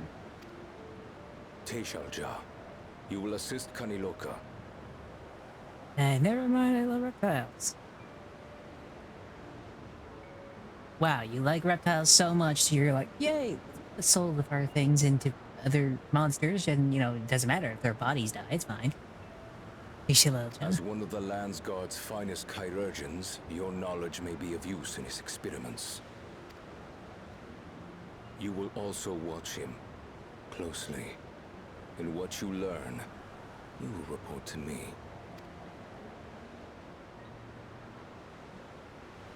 You object to his project? Or are you incapable of performing this duty? No, Your Majesty. Whether we shelter within the dome or expand beyond it, we require great power. But with no one to rely upon, we must take that power for ourselves, even if the means are questionable. I will do as you command. But if Kaniloka's work bears fruit, I wish to beg a boon. What do you desire? Something that I had accepted I would never have in Tuliyollal. That I believed would forever be beyond me. That it was foolish to covet. But here and now, it is close. So very, very close.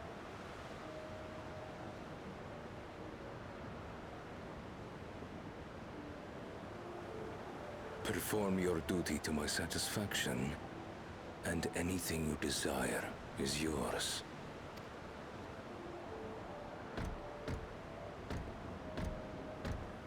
That which I seek does not lie within this dome.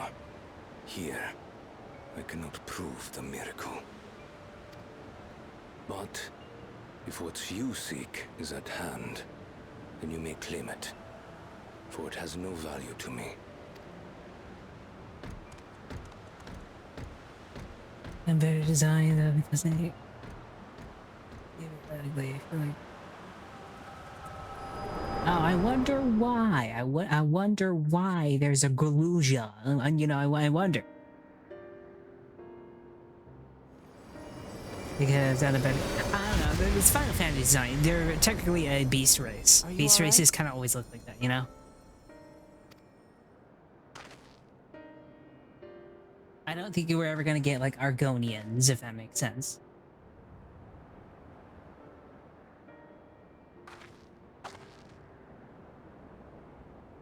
Teishelja. Could she be my mother? Like the people in the outskirts said, few Mamulja lived in the Yasulani.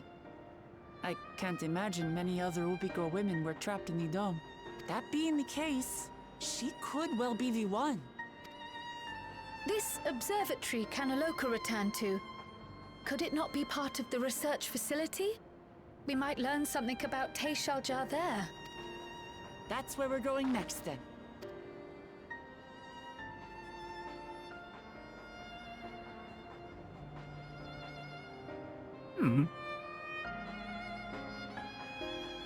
The world design is so good in this game, I swear. I wish I could see into the past like you. I could see the people who are gone. Because they aren't any Mamulja women here for a long time, I couldn't even imagine my mother looked like. But when I visit Teolia, I saw some, and I finally am able to picture her in my mind. And one day I hope I could see what she actually looked like as well. That's, I'm gonna take the anti-technicity. It's like tenacity materia.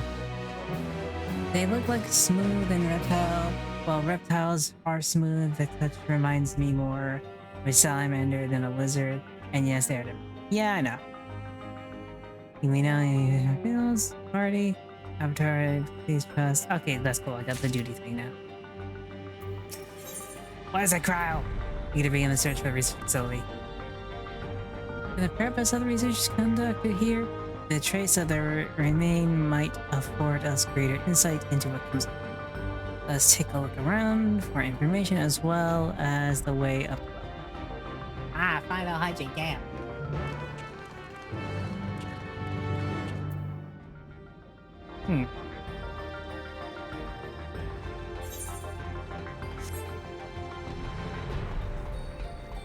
Searching the upper levels of a research facility. X, Y. Why would you do this? Why have you done this to me, X? Why? Oh, could ya? No.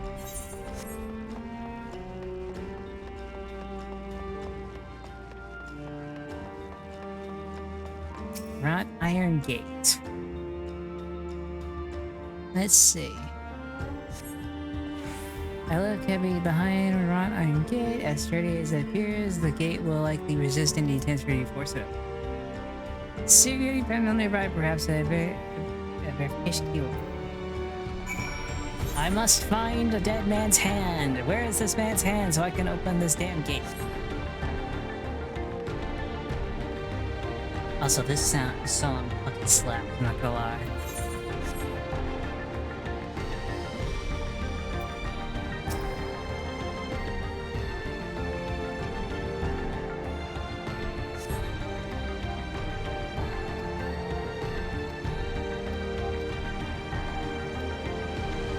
Nothing.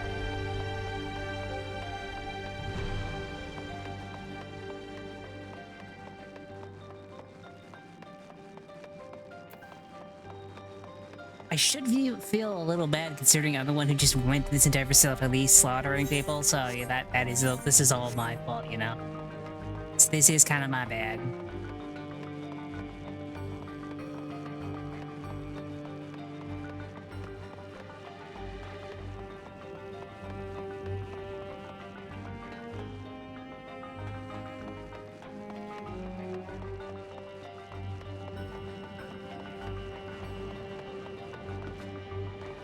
If we find this in a cabinet, I'm gonna be like, damn.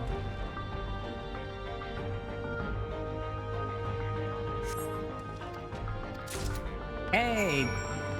And a freaking cabinet of all things.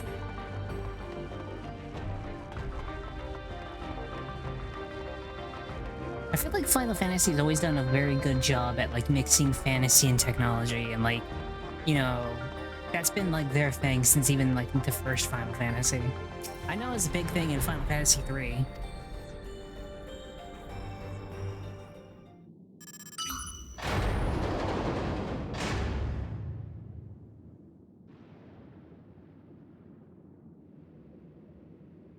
It seems the key is used to open. Well, up we go.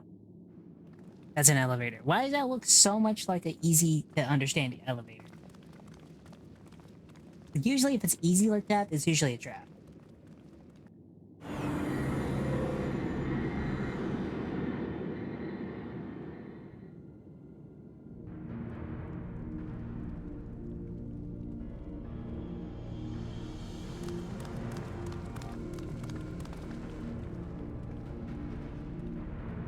So this is the observatory. I didn't expect it to be similar, but this is a far cry from a temple that held whatever that giant monster is. The machinery appears to be still in operate. I expect there are auxiliary systems in place ensure monitors can continue even if emergencies.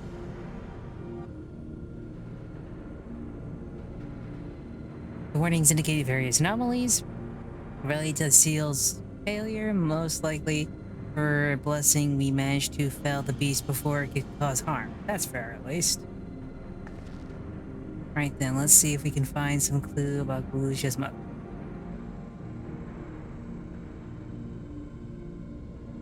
I think I can use the terminal Shell taught me how.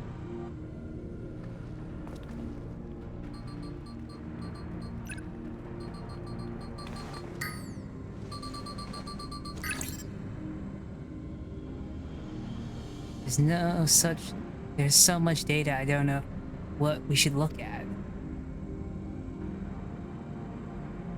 Perhaps we can narrow the search by inputting the name Trollsdale.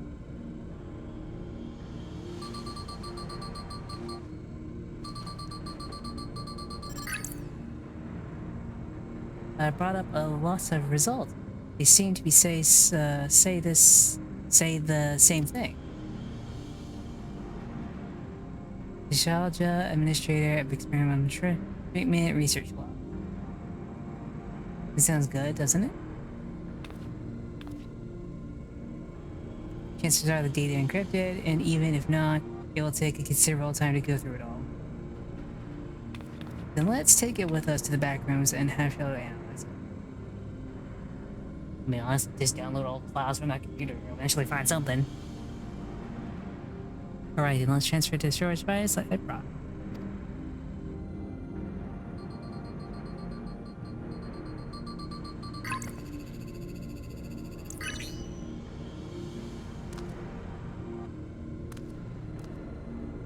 There it is, finished. Thank you all so much for bringing me here and all the way here, everyone. Happy, and so am I. And besides, I was able to learn more about my brother as well.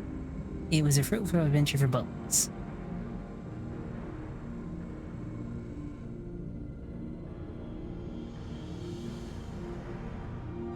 Let's go.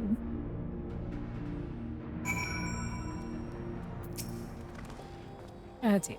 And here we are. The authorities will at last wish to be informed about what the facility is and its contents. But first things first, let's deliver the data.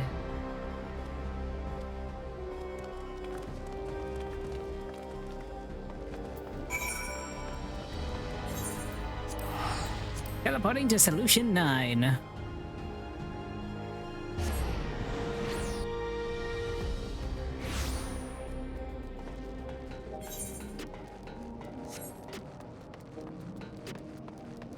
My go battery is getting a little hot. Okay, mate, have a good one. We're gonna keep going for a little bit longer.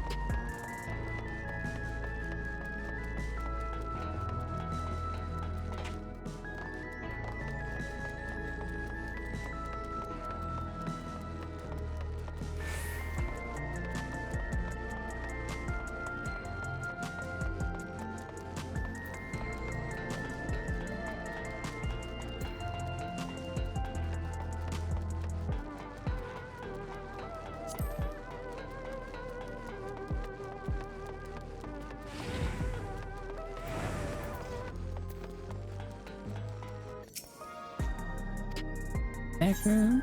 Yes, let's head to the back rooms. Like, everyone has ever wanted to go to the back rooms, my gosh. He's already given me the storage device. There's a lot of wealth of data, all of which is encrypted, so I'll need time to process it. Enter the city and check on the people. Their mood has a bit of worried. I don't even if there's anything we can do to help, but we'll see. I'll know as soon as I finish my work. Thank you. See you soon.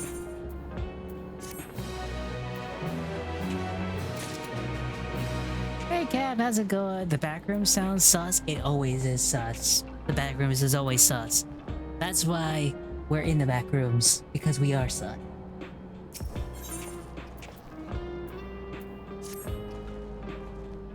This isn't wrong, the mood out there is still grim. Some of Tyrell's remember time before they weren't dependent on the soul system, but even they're unsettled. They're wondering aloft if they'd have the chance to reunite with old friends and family before they pass on. With good reason too, their journey home wouldn't be an easy one for those who've grown old. That's why it's mostly been younger folk who've been leaving Tyrell, ones with no elders to care for. Word of that problem has reached us until my brother is doing all he can to see extra railroads restored to operations so that people may come and go more freely. Fortunately, the track only goes as far as the vanguard, so traveling by foot will be a necessity.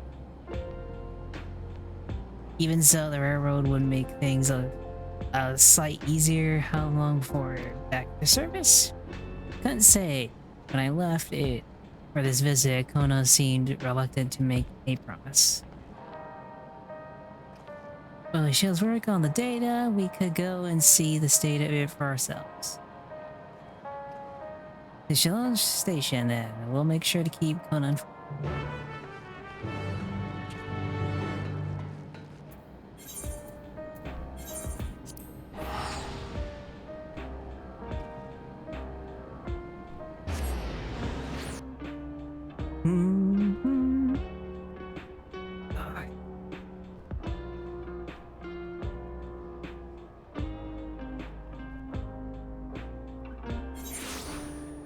Okay, sweet.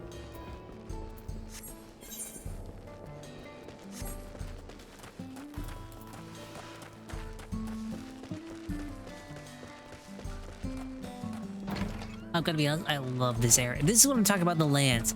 Giant cool dome in the background, but let's be honest, the Wild West feel of this is so nice.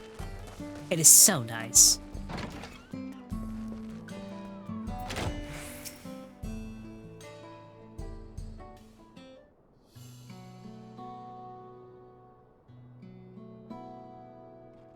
Perhaps I'll have educated to boot. What can I do you for? We're hoping for some good news about the railroads as there increasing number of people looking to return to Tyrell to make a journey on foot. See, as it happens, the Vow of Reason is also on his way here to take stock of the situation. And such on his way.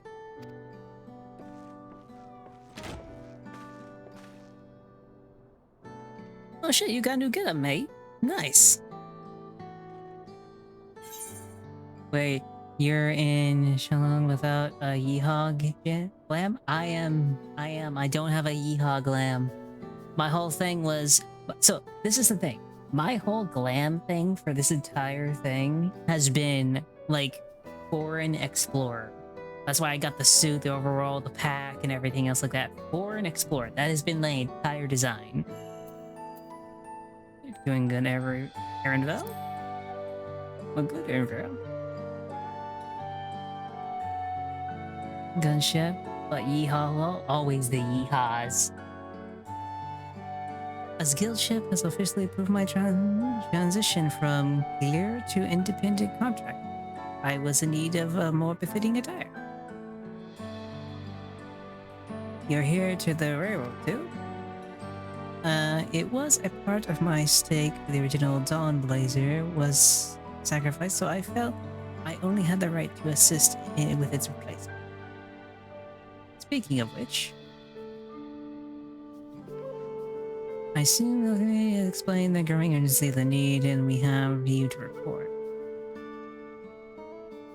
The new locomotive was on track for completion, but we're having difficulties pulling to the station in the matters of speaking.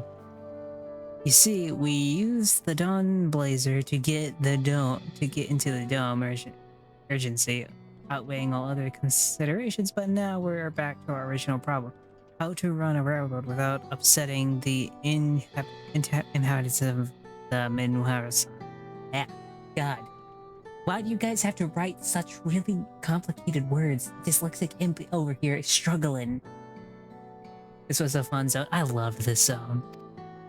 Like, out of all of them, I think this is one of my favorite zones, period. Just because Wild West feel. The Reckoning, though Harstal follow them, are none too pleased about their pistols being spooked by those noises of the locomotives either. The solution I've devised to quiet the railroad should address that complaint. But silent trains present a different danger. The Reckoner will need to be deterred from wandering across the tracks. I suppose we can just blow the whistle at them when they panic and be put off by it again. We're at the railroad's red light to avoid the Reckoner's preferred gaze area, though? It's odd they're getting so close in the first place. Reckoner gazing patterns have shifted since the track relayed. I am not certain why, but I intend to ask the people of their insights. As a major proponent of the railroad, I have a duty to assist in this matter, and I too would hear the heroes have to say about it. They are the ones most affected, after all. I believe it would be best for the beginning construction, their leader, Haruto. The rest is up to you to accompany the heroes encampment if you like. I guess we're gonna go check on the Harutos. But yeah, no. I'm curious, how many people... Oh, wait, damn. I was gonna say I was curious how many people here actually had cowboy outfits.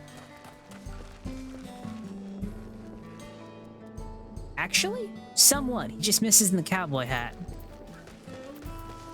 He missing the cowboy hat on that one. I'm selling... Well, damn, Diane. You've been here for 3 years as a mod. Congratulations. Also, how are you doing, Diana? How are you? I hope you're doing well. We're going through the post patches in Dawntrail.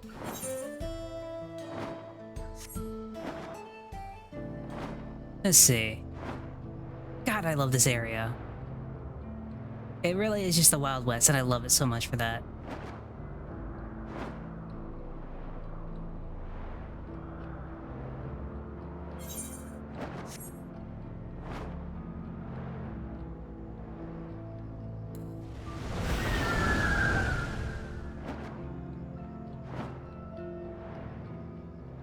And we made... I should probably actually repair my armor while I'm here. That's probably a good idea. Independent mender. Repair all. Yes. Ah, damn it. Fine, I'll hydrate. Shit. What's wrong with you guys?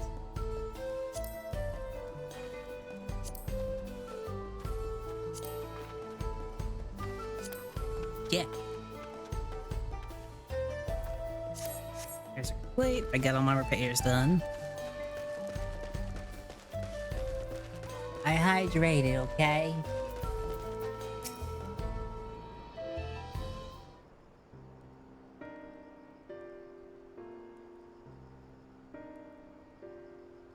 Resolve, reason, I bid you welcome to our camp. But what brings you all the way to here? Thank you for seeing us. Our visit concerns the matter of Charles Railroad.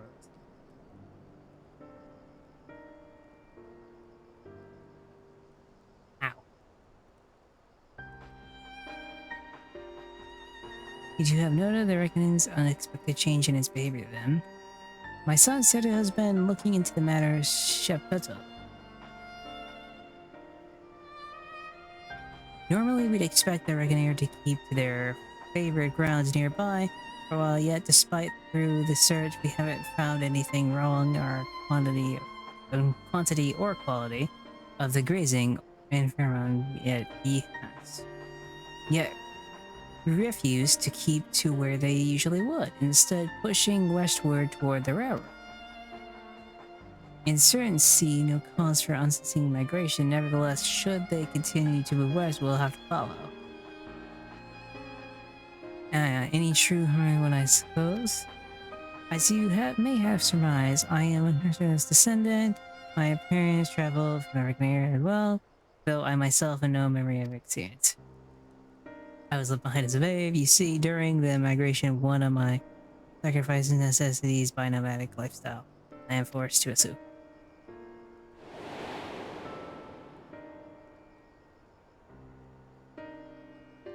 Counteracting kind mission. Reason I survived, taking pity on me, he taught me to trade, and I might influence. I became a stallkeeper until the yarn market. That's where the Dawn servant found me and adopted me. I'd already been in a place some when Lemony came to join us. Like me, she had been cast aside by her parents. I knew the pain escalated and wanted to spare her the son. As this tiny child's new brother, I swore I would always be there. That's sweet, at least. That's sweet. Truly, I've never heard of Ragnar choosing a path so abhorrent as forcing such a terrible decision, nor heard as willingly leaving their own flesh and blood behind. There must have been an explanation in circumstance. I cannot say the idea of following their footsteps, that I might better excuses for them, their actions never much appealed to me. But if they have good reason, wouldn't you want to know? That's a fair point.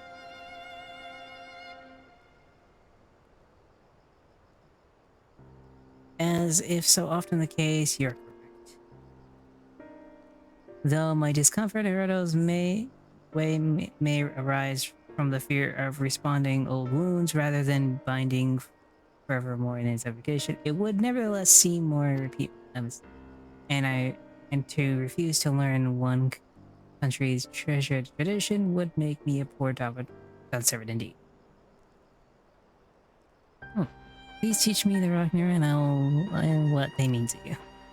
I promise to listen with an open mind. We would be delighted to measure and company welcome you or you learn Herner's culture with me, and I should approach this with a fervent curiosity that you and my sister share, but I would be useful to know whether I are doing it correctly.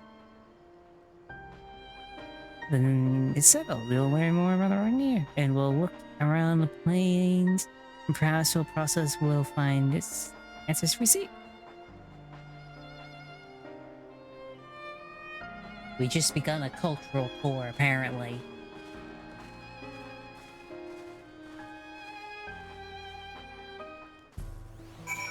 But I'm gonna be honest, as much as I want to continue this, I think we're gonna stop Final Fantasy for a bit, but I'm still gonna be streaming. But I did want to react to something, because there is a video I found earlier that I thought was just hilarious, and I haven't actually watched it, but the concept of it kind of seems interesting. So I think we're gonna do that before we end the stream tonight. We're gonna go react to that one video. Give me a second. I'm gonna change up everything real quick.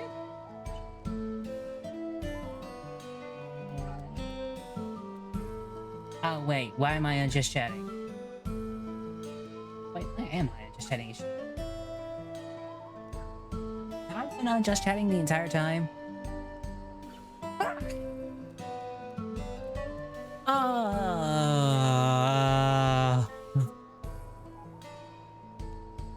guess I don't really need to really change that much because I'm kind of doing a just chat. So just, I guess, give me 1 second. That's a 1 second. Gotta bring up the actual video and close out the game.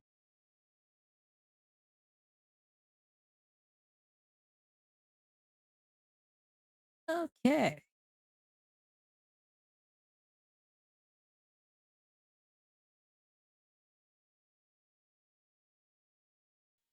Okay, this video is by my brain's blanking on the name real quick. By Atodzi, and TikToker is legally seizing Swiss land as a king. I'm so confused about this, but I'm so intrigued. I'm gonna be honest, I gotta know. I gotta know. This TikToker crowned himself king of Switzerland, built a fake military, started seizing, claiming, and collecting. I know it's 5 seconds in and I'm already pausing, but he has an APC. What the hell's going on here? Collecting land, and somehow local governments still can't fully stop him. So this is definitely one of the more bizarre stories I've covered here in a while, because apparently Switzerland kind of has a king now, at least a self-proclaimed king, and he's doing everything in his power to gain as much power through, you know, a whole bunch of weird legal loopholes. But no, this is the fuck. Why is monarchy returned? What the? I'm now concerned. This isn't some like random ceremonial mascot or random billionaire. No, this is a actual guy who crowned himself king, built an empire, created his own military faction, minted his own currency, and legally claimed over 100,000 square meters of Swiss land. So that is actually a whole lot of land. And the wildest part of all this is somehow this is technically real. So meet Jonas Lauener, a 31-year-old Swiss IT specialist who decided normal hobbies, no, they were beyond him. That's way too boring. Instead, he So, I can kind of tell the king aspect considering he dresses as a knight. I wonder if he does I wonder if he does like medieval fests a lot. I wonder if this is where this all spurned from. This guy read too many medieval books. He's like, I just must be a king in real life now. I just have to be a king. There's no other option anymore. I just got to do it. So I'm like, what? How did you convince people to do this? And how the hell did you get an APC? became the Royal Highness, and I guess the new king. Okay. Before anything, how much did that fucking fit cost? That's it. I'm making an imp soup. You don't get to make imp soup until we figure out why this guy decided to crown himself king of Switzerland. King of Switzerland. Fascinating LARP. But the LARP has legs. It's kind of real. And that's where it gets very bizarre. Because the dude has a crown, a coronation ceremony, an imperial flag, a fake currency, an armored vehicle, wait, no. I'm curious now. Flag, what was that? A fake. What? How is that? What the actual shit? One Veller equals what? 1 Veller is equivalent to 19.30 of a dollar. That is what the? How is his fake currency worth more than some other currencies? Like, he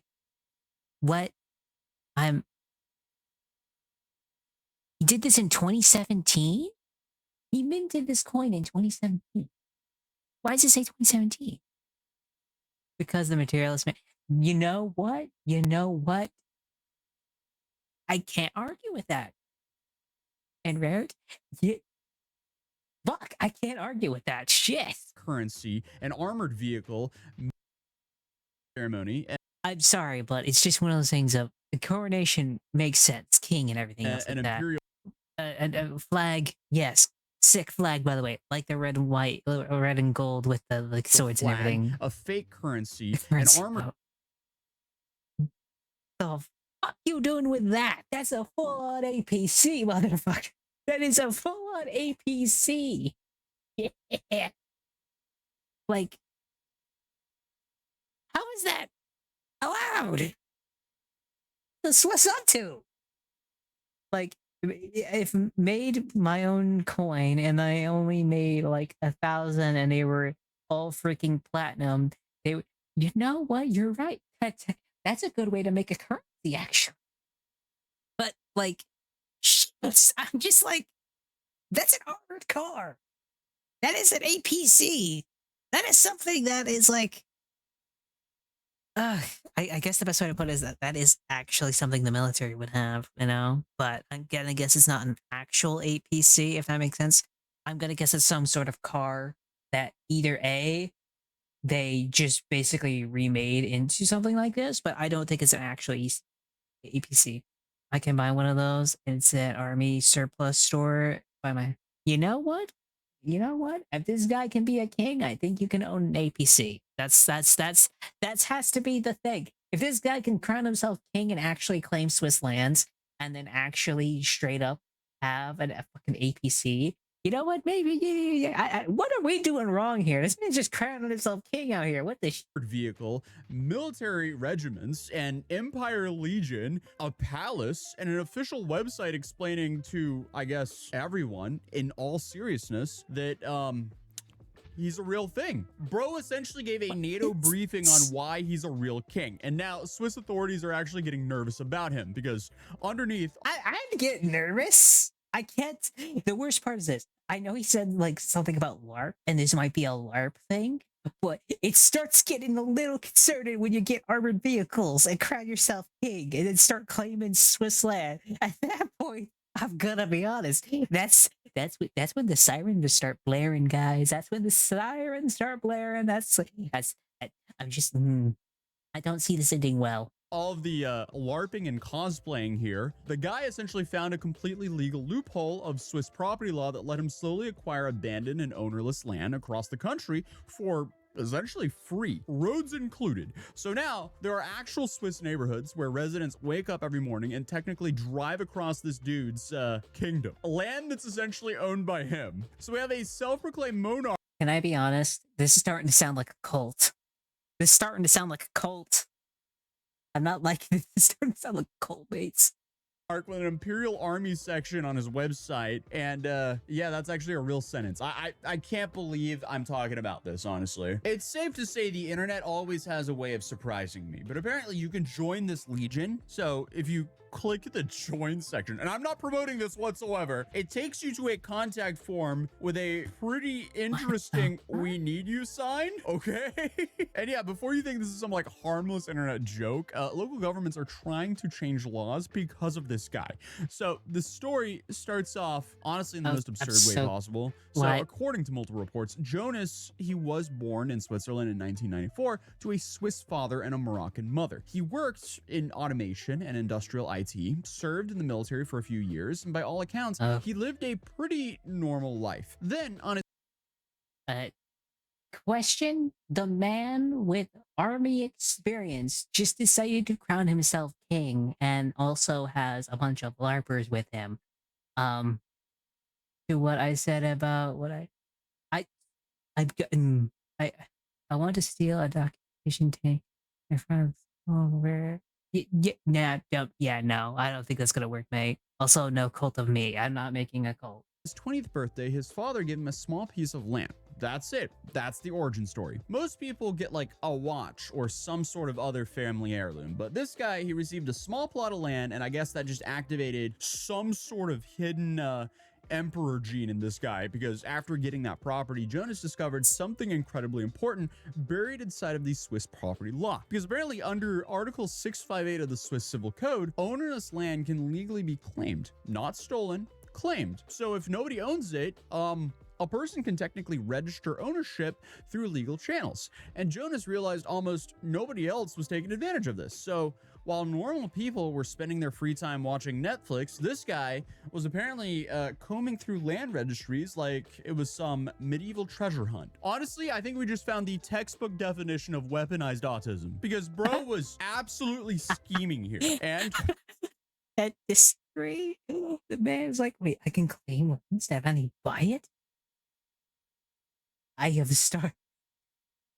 I don't. How many hours did that guy do just to get the amount of land he has right now? Yeah, fine. But yeah, I'm so... This is concerning and intriguing all at the same time. Apparently it worked, because over time, he claimed more and more land across Switzerland. Forest, roads, fields, industrial plots, random abandoned parcels, and eventually building what he calls now the Lawiner Empire. The thing that really, I guess, surprises me of all this is, I hate the are there name, no though. property taxes in Switzerland? Because to me, this sounds like a very expensive and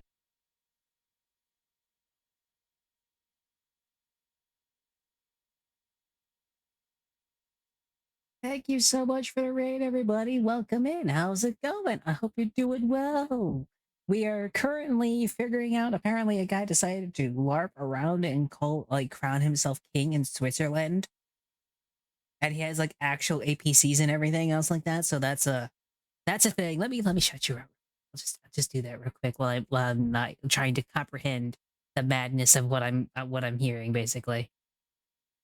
How are you doing? How is your stream? How did everything go? I hope everything went fantastic. Everyone go follow him. Do it right now. You know, I'll be very sad. Do it right. You follow him. Hit the button. Hit the button.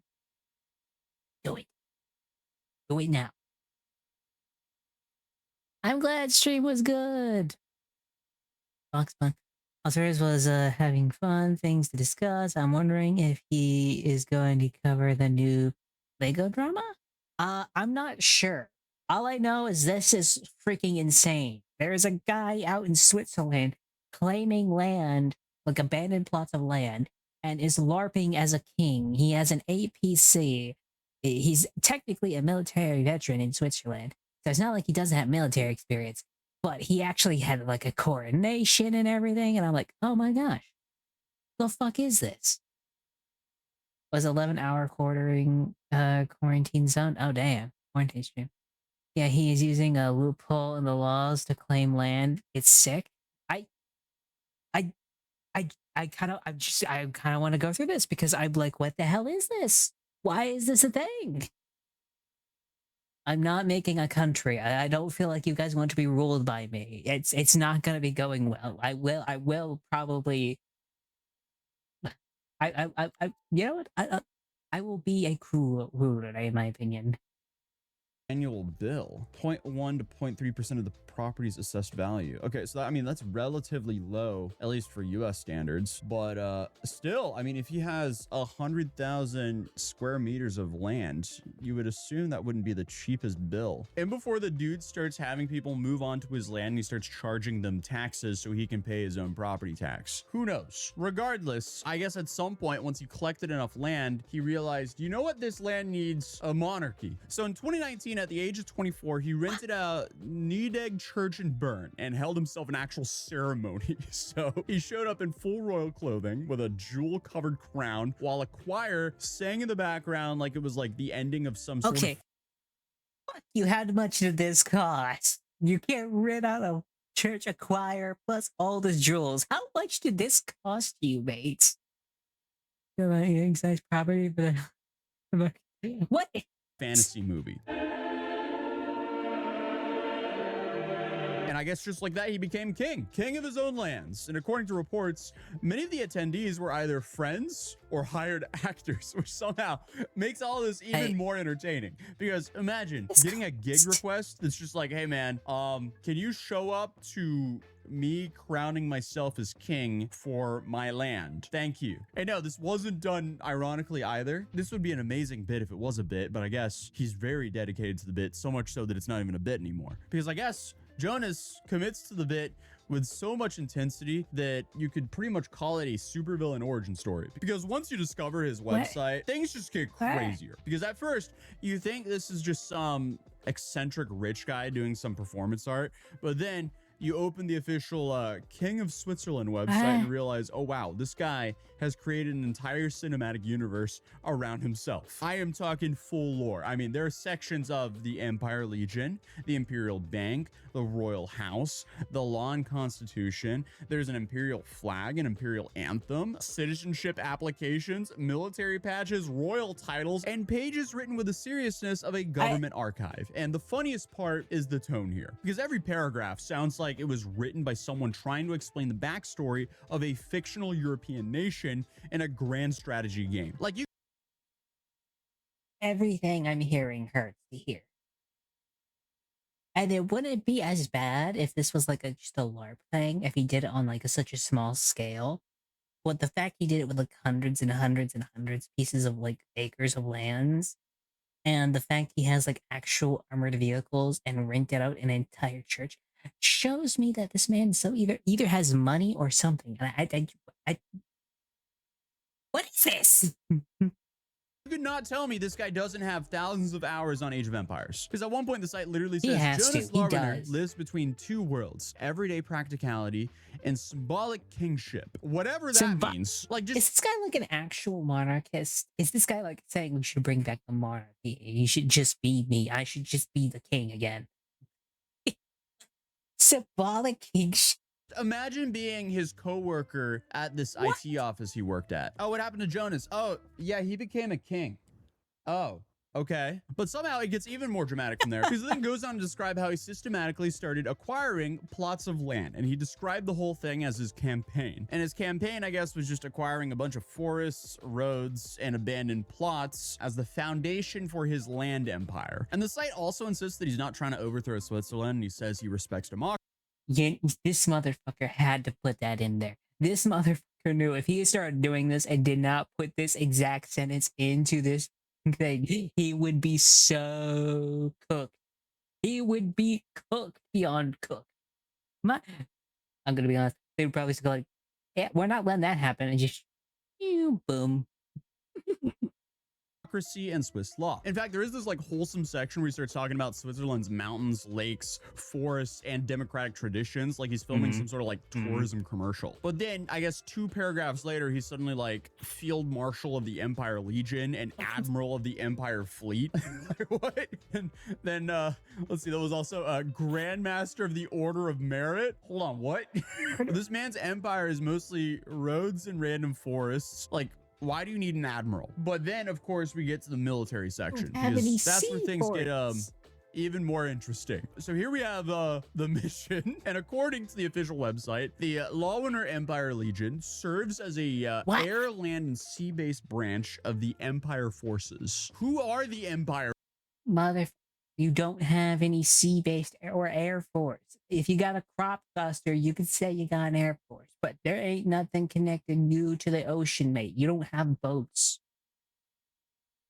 Oh my gosh. So confused. Did he go to like the Swiss version of like a medieval times pop up and went, gather around, I need my troops for the Legion? And then whoever like put their hand up, he was like, you're in, come back to the kingdom, defend it. But hey, I don't know. Again, this is Switzerland, the same country that's famous for being extremely neutral. So I wonder, will they stay neutral about a new king popping up? Who knows? But regardless, now we have a self-appointed king writing military doctrine online, and he says that he's preserving the peace. The one time they decide not to be neutral is the one time it's against them. That makes me want to play freaking Hearts of Iron 4 again and play Switzerland and just see how long I last. And providing a defense. This has to... Okay, for anyone who's plays Hearts of Iron, someone has to make this into a mod. Someone has to make this into a mod, please. I would play the crap out of that. Of the Empire. Not for Switzerland, for the Empire. My brother in Christ, the Empire has some roads in Switzerland. I am so confused right now. I think the Swiss army has those roads covered, but what do I know? But then it all escalates to overcoming any nations responsible for aggressive acts that imperil the peace and security of the Lawinner Empire. Okay, this is where you're playing with fire, mate. This is where you can get... Oh. Okay. I would need to see how this plays out. I am so confused. Can he stop people? Like, what is does Switzerland have stand your ground laws? No, Switzerland does not have stand your ground laws. Instead, Swiss self-defense are strictly governed by the principle of proportionality, requiring your defensive actions are reasonable and you must retreat if possible. Okay, so it's not like he can like keep people off of his land if someone walks onto it. Like he can't use like deadly force. I never understood that. You know, if you're on my land, it's my land. You don't get the right to do anything but, you know, nothing. You don't get no right to my land.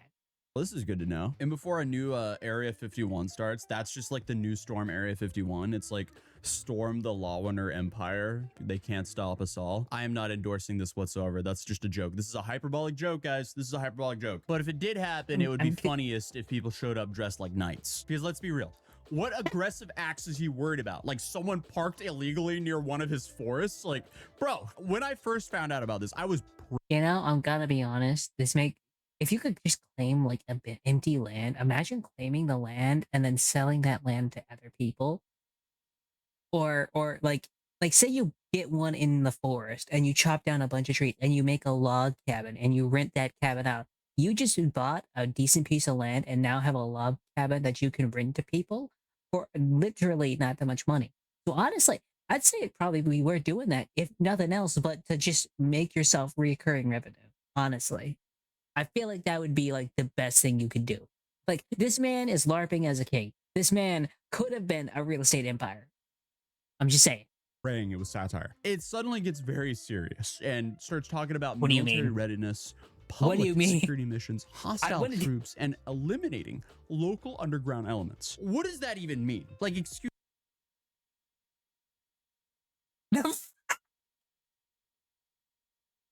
Chat, I'm not one to think things like this, and I'm not. I guess that's not the way to put it. I am not one to go like the crap is going on, or like this is a train wreck. This is a train wreck. This is a train wreck waiting to happen, and I want popcorn to see it break. You know, I want popcorn to see it happen. You know, at this point, at this point. I feel like that you know it's just better to grab popcorn. I feel like it's just better to grab popcorn. This entire thing has broken my brain. I don't know why it's broken my brain so much, but it has broken my brain. me, what underground elements are you dealing with in suburban Switzerland? Like, I'm growing up in Norway and we have like Hulda and we have like Trollskogen, which means like, you know, little trolls that live in the forest. And then of course you have like Rönis og Blånisser, which are like, I guess, you know, like fairy tales about Christmas. Around Christmas you have like small little Santas that live in the mountains. I don't know. Switzerland probably has something like that. So is he worried about the equivalent or the Swiss equivalent of that underground? I don't know. But then, again, this is real, by the way, the website openly admits that the Legion is more accurately described as a paramilitary, which is a funny sentence to include on your personal monarchy website. Like, imagine explaining this to your grandmother. No, grandma, it's not a fake army. The website specifically says it's a paramilitary. Yeah, I don't know. But the deeper you go into this website, the more it feels like Jonas just watched every historical drama on Netflix and decided to combine it all into this like personal story arc. And as if you asked, yes, there is a Legion oath. I'm serious. He made his own dang pledge of allegiance. What is this guy on? And where can I get some of it? Because this man is high on life at this point. This man must be high on life, because what is this? Because before joining the Empire Legion, recruits apparently have to swear loyalty before God and to the Empire, their fellow companions, and the Emperor. So is he a king or an emperor? Or are those synonymous with each other? An emperor outranks a king. Hold up, what? So is he king or emperor? Hold up. Yo, also, emperor penguins look way cooler than king penguins. They just look more royal. Dude, that's awesome. Huh. I swear to emperor penguins live. Yeah, they live in Antarctica, like most other penguins. That's cool. So anyway, his oath ends with until the end, I swear. I don't know, it's interesting. The dude owns some abandoned roads in Switzerland and is now, I guess, like collecting and gathering an army, like they're gonna defend Minas Tirith or something like that. But then the website introduces... I hate that he said that. I actually... Okay, no. Minas Tirith? It's Minas Tirith. Thank you very much. Minas Tirith. This man needs to go... He should be forced to rewatch The Lord of the Rings. Minas Tirith, damn it. I don't know why that got me so nettled, but I'm actually mad about that. Like, actually mad about that. I don't know why I'm actually so mad about that, but I am so mad about that. I'm what the hell? I don't know why they got me so nettled. the command structure of the Empire Legion, which is where things become, again, maybe slightly concerning, because It's according very to the site, concerning. the Legion Command oversees multiple regiments with main operating lands. One regiment operates in Switzerland, one operates in Morocco, and one apparently has main operating lands in the Ukraine. Okay. And I feel like this is kind of the moment where it's like, haha, funny guy LARPing as a king in Switzerland to, hold up, what is he doing in the Ukraine? What am I even looking at here at this point? Yeah. I don't know. Now, I'm not going to speculate here whatsoever, but he does own a decent amount of military equipment. According to multiple reports in his own website, he has antique cannons, armored vehicles, and what some outlets describe as a former East German tank. Again, what's going on here? I don't feel like that would affect anything that's currently going on in the Ukraine, but still, again, hello, what's going on here? I'm also really confused. The only thing that would make sense that he has in Ukraine is like volunteer soldiers in Ukraine. That's the only thing that makes sense. But even then, I don't think he would do it because it's actually a LARP. Ow, damn it.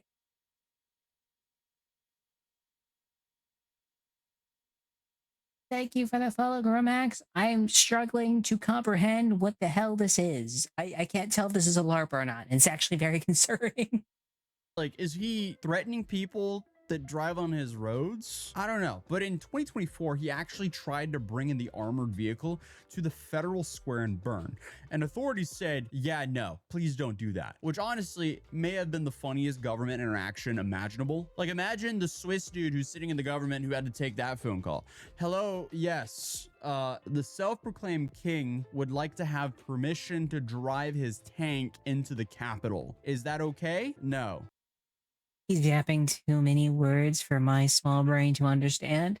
To put it simply, this guy is claiming unused land, crowning himself king. He has weapons, he has people, he had a coronation, and he has all these things, even a Pledge of Allegiance, right? And he has an armored tank from early East Germany. Plus, like, artillery equipment and weapons and a flag and everything else like that. This man basically just said, I'm gonna make my own nation. But the problem is I think it's a LARP, like live action roleplay, right? But the problem is he has so much stuff that it's starting to get concerning, if that makes sense. Okay, I will tell him no. Like, what? Like, but I guess the thing is, Jonas himself insists none of this is You're welcome, because it's one of those things of like, I'm hoping this is a LARP, but at the same time, crazier things have happened. Dangerous over and over again. He says the empire is just symbolic. He says that he respects Swiss law, and he says that he's proud to be Swiss. He also goes on to say he does not want any violence, but thank you. Thank you. I hope it isn't. Well, he keeps saying he respects Swiss law, but I'm wondering if like underneath he's like, oh yeah, I respect Swiss law. As long as I can keep doing this, eventually I'll get people to join me. And then I'll take over Switzerland, you know? I wonder if that's what'll happen. I wonder if he's just like biding his time like an evil genius. He's like Cobra Commander, just like, oh, you wait, I'm coming for you. Swiss law, and he says that he's proud to be Swiss. He also goes on to say he does not want any violence, but then he posts stuff like this. Dude, the Lawwinner Empire YouTube channel. This is so diabolical. This is actually... Wait, no, I need to see how many subs this man has. Guys, I think, let me just, I think, give me 1 second. Give me 1 moment. I gotta do a thing.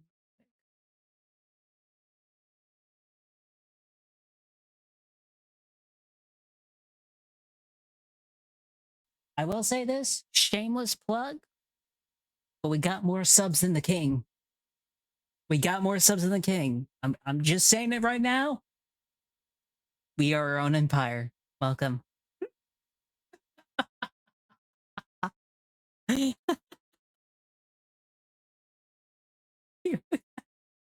We got more subs than the king. He's only got like 103 subs. Dude, like 5 minutes ago on it, this guy said so many words. I downloaded to follow. Thank you so much, mate. Honestly, thank you so much. He hasn't, but no, he does not have an. He has an anthem and everything. My gosh. YouTube channel. This is so diabolical. This is actually like, this is some aged lore, by the way, because I mean, like, this is 2 years old. Actually, scratch the whole bit about him going to medieval times, because he probably just went to an airsoft field and he went, hey guys, anyone here want to form a militia? I have some forests and roads to protect. Because honestly, I mean, this is the craziest LARP I've seen. He has a national anthem. Okay, after this video, we're gonna watch his national anthem just because I am so curious. Did I blink like a car light? Because I am, yeah, I don't know.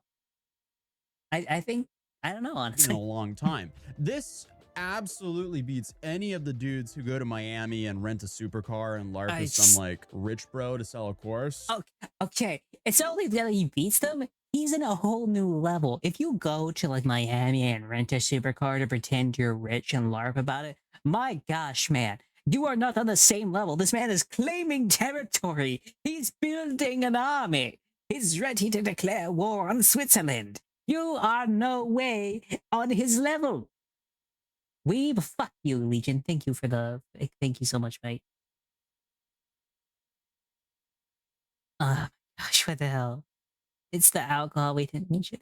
At least this is providing some solid entertainment. Because I mean, like, from what I can tell, it's essentially harmless, but it's still fascinating, to put it lightly. So he's accumulated 0.3 square miles of land. I want to see what that looks like. Okay, so it's not like that big. I'm seeing like a plot in Stockholm that's 100,000 square meters here. I mean, it's a few blocks of a city, essentially. I mean, regardless, I'm impressed. This is a fascinating use of free will, that's for sure. It's giving like airsoft, bro. Fascinating use of free will. More like this guy was like, you know what?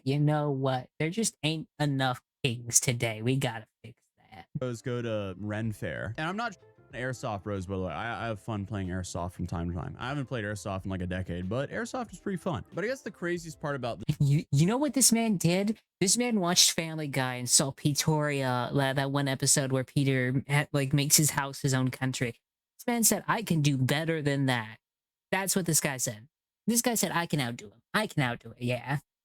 This entire strategy is it actually worked, because while people online are laughing at the crown and the military uniforms, local governments are scrambling because the man genuinely figured out a way to accumulate, I guess, leverage through land ownership. And that's the real reason authorities are nervous. Not the crown, not the militia that he's, I guess, pieced together now, but I guess a lot of the land that, I mean, I would be concerned about the militia if it's actually a militia. If it's not, then I think we're good. But if it is, I'd start being convinced.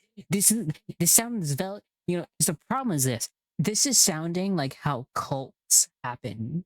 Because like in America, you will have like cults who will literally buy up like acres and acres of land, and then they'll basically make their own like little fiefdom in there. Basically, it's a whole thing. It's a whole thing. It's like tons of videos about that. Yeah, like that's kind of what inspired Far Cry 5. Actually, it was such a good game, by the way. Jonas claimed wasn't glamorous. Like a huge amount of it was just abandoned infrastructure, tiny forests, forgotten parcels, and sections of privately developed roads that nobody technically owned anymore.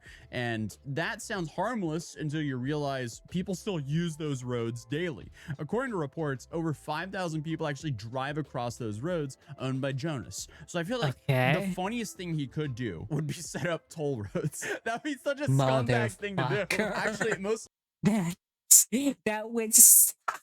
But the worst part is it's his land. He technically owns it now because he claimed it because no one else was using it. It was an abandoned. Oh my gosh, he could do that.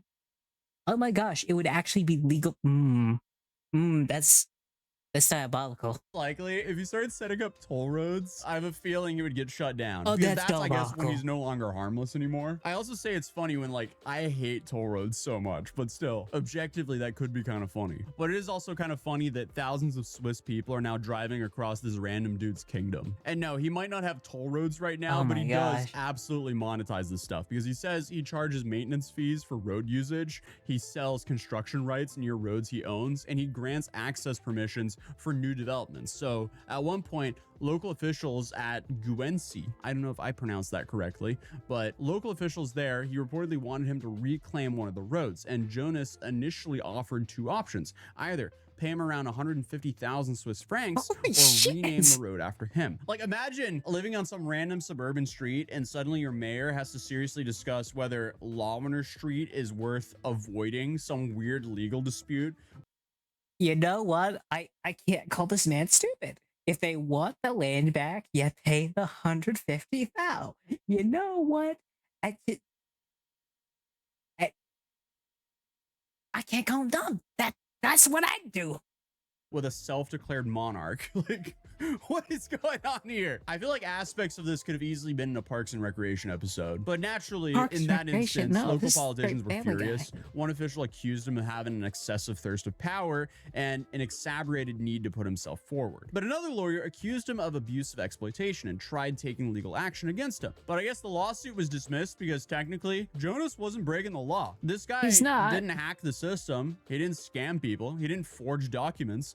He just found some extremely weird loophole, and the dude just absolutely ran with it. So now Swiss officials just kind of have to deal with this. And apparently a quote from him was, "I do it digitally and without bloodshed." So hey, at least good for him. But yes, this is why this is probably one of the more ridiculous stories I've covered in a long time, because regardless, Jonas, I guess, objectively achieved what he set out to do. He became famous across Switzerland. He built a recognizable public identity. He gained political attention, and he acquired massive amounts of land and turned abandoned roads into income streams. And somehow, against all odds, he even entered actual politics. So, and I feel like that's kind of the funniest part of all this, is because now we have a self-proclaimed king of Switzerland actually getting elected to a city council seat in Bergdorf. So, No way he got elected to a city council. No fucking way. You know, at this point, make that man king. That man is smart as shit. That man is on another level of smarts. Holy crap. At that point, Crown is my he deserves it. what a fascinating situation. And one of the reasons why I think this is like one of the funniest things of this whole story is because somewhere in Switzerland, most likely this means there's a completely normal government meetings where a man dressed as some fictional empire occasionally just shows up. So yeah, that's the story of the new king of Switzerland. What do you guys think? Let me know in the comments down below. If you're new here, feel free to subscribe. And I'm gonna be honest, I have to go find this guy's national anthem, because if he has one, I want to know. Let me find where he put the YouTube channel, because does he have it linked? I wonder, does he have it linked? He probably wouldn't have it linked.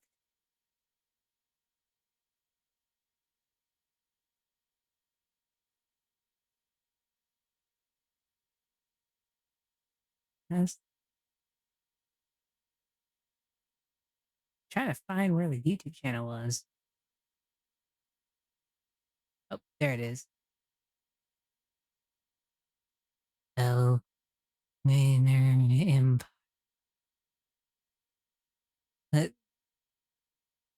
The Special Forces on Empire Legion. Yeah.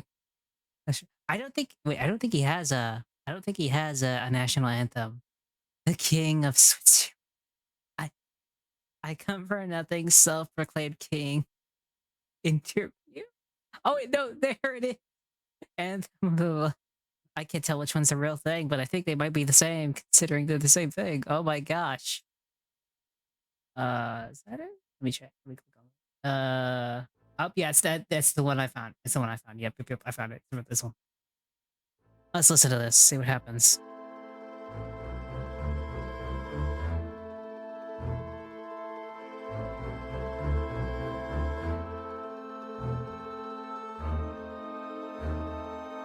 Oh my gosh.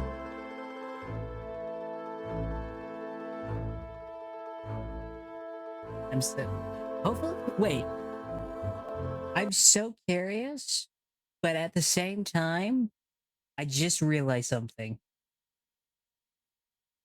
What if this gets copyright because of this? I might get mad. You know what? We're gonna go ahead with this. We're gonna go ahead with it. If this gets copyright, Well then I'm gonna beef with a king. That's what's gonna happen. I'm gonna beef with a king. We're gonna have some beef. That's all I'm gonna say.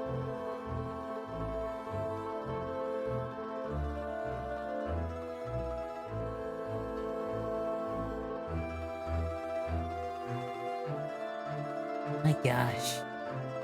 I just like, this is real.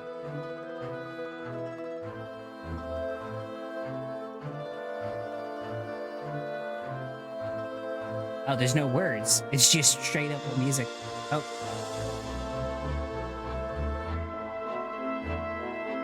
Like, honestly, it's not bad music is the worst part. It's actually pretty good. It's very classical, but usually anthems have, like, you know, words to them. He probably couldn't pay someone to do it. That's probably what happened.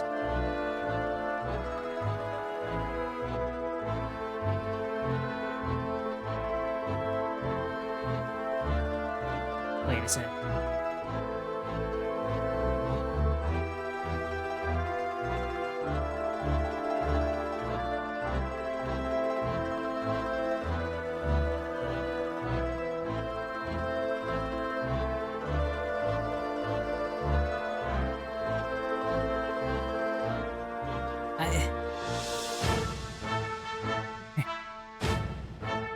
Okay, they actually like the drums.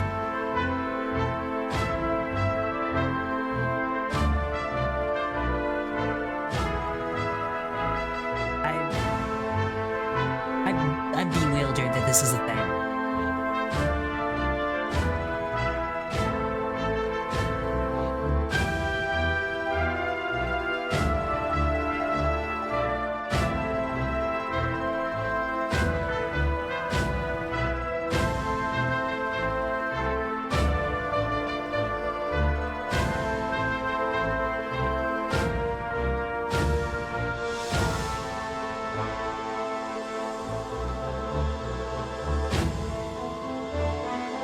The worst part is it's good. I actually like the song. Like, the worst part is it's not bad.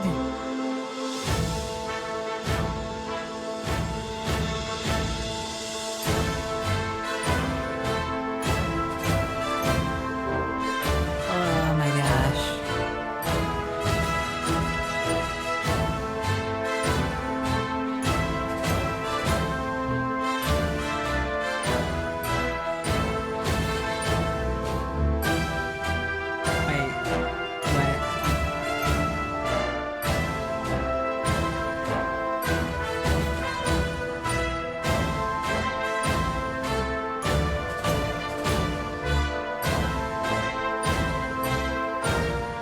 This is such a weird rabbit hole, I'm gonna be honest.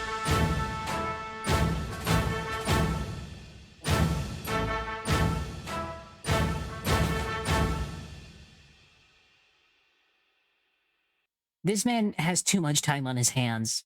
This man has way too much time on his hands. Like, the amount of time on his hands should not exist for anybody. That's how much time this man has. And it's like, what the shit? We fucking like... Cause like, the man is in... The man was elected to like, Swiss politics, which is honestly boggling my mind. The man proclaims himself king and he gets elected into a city council, no less. Like, the fuck?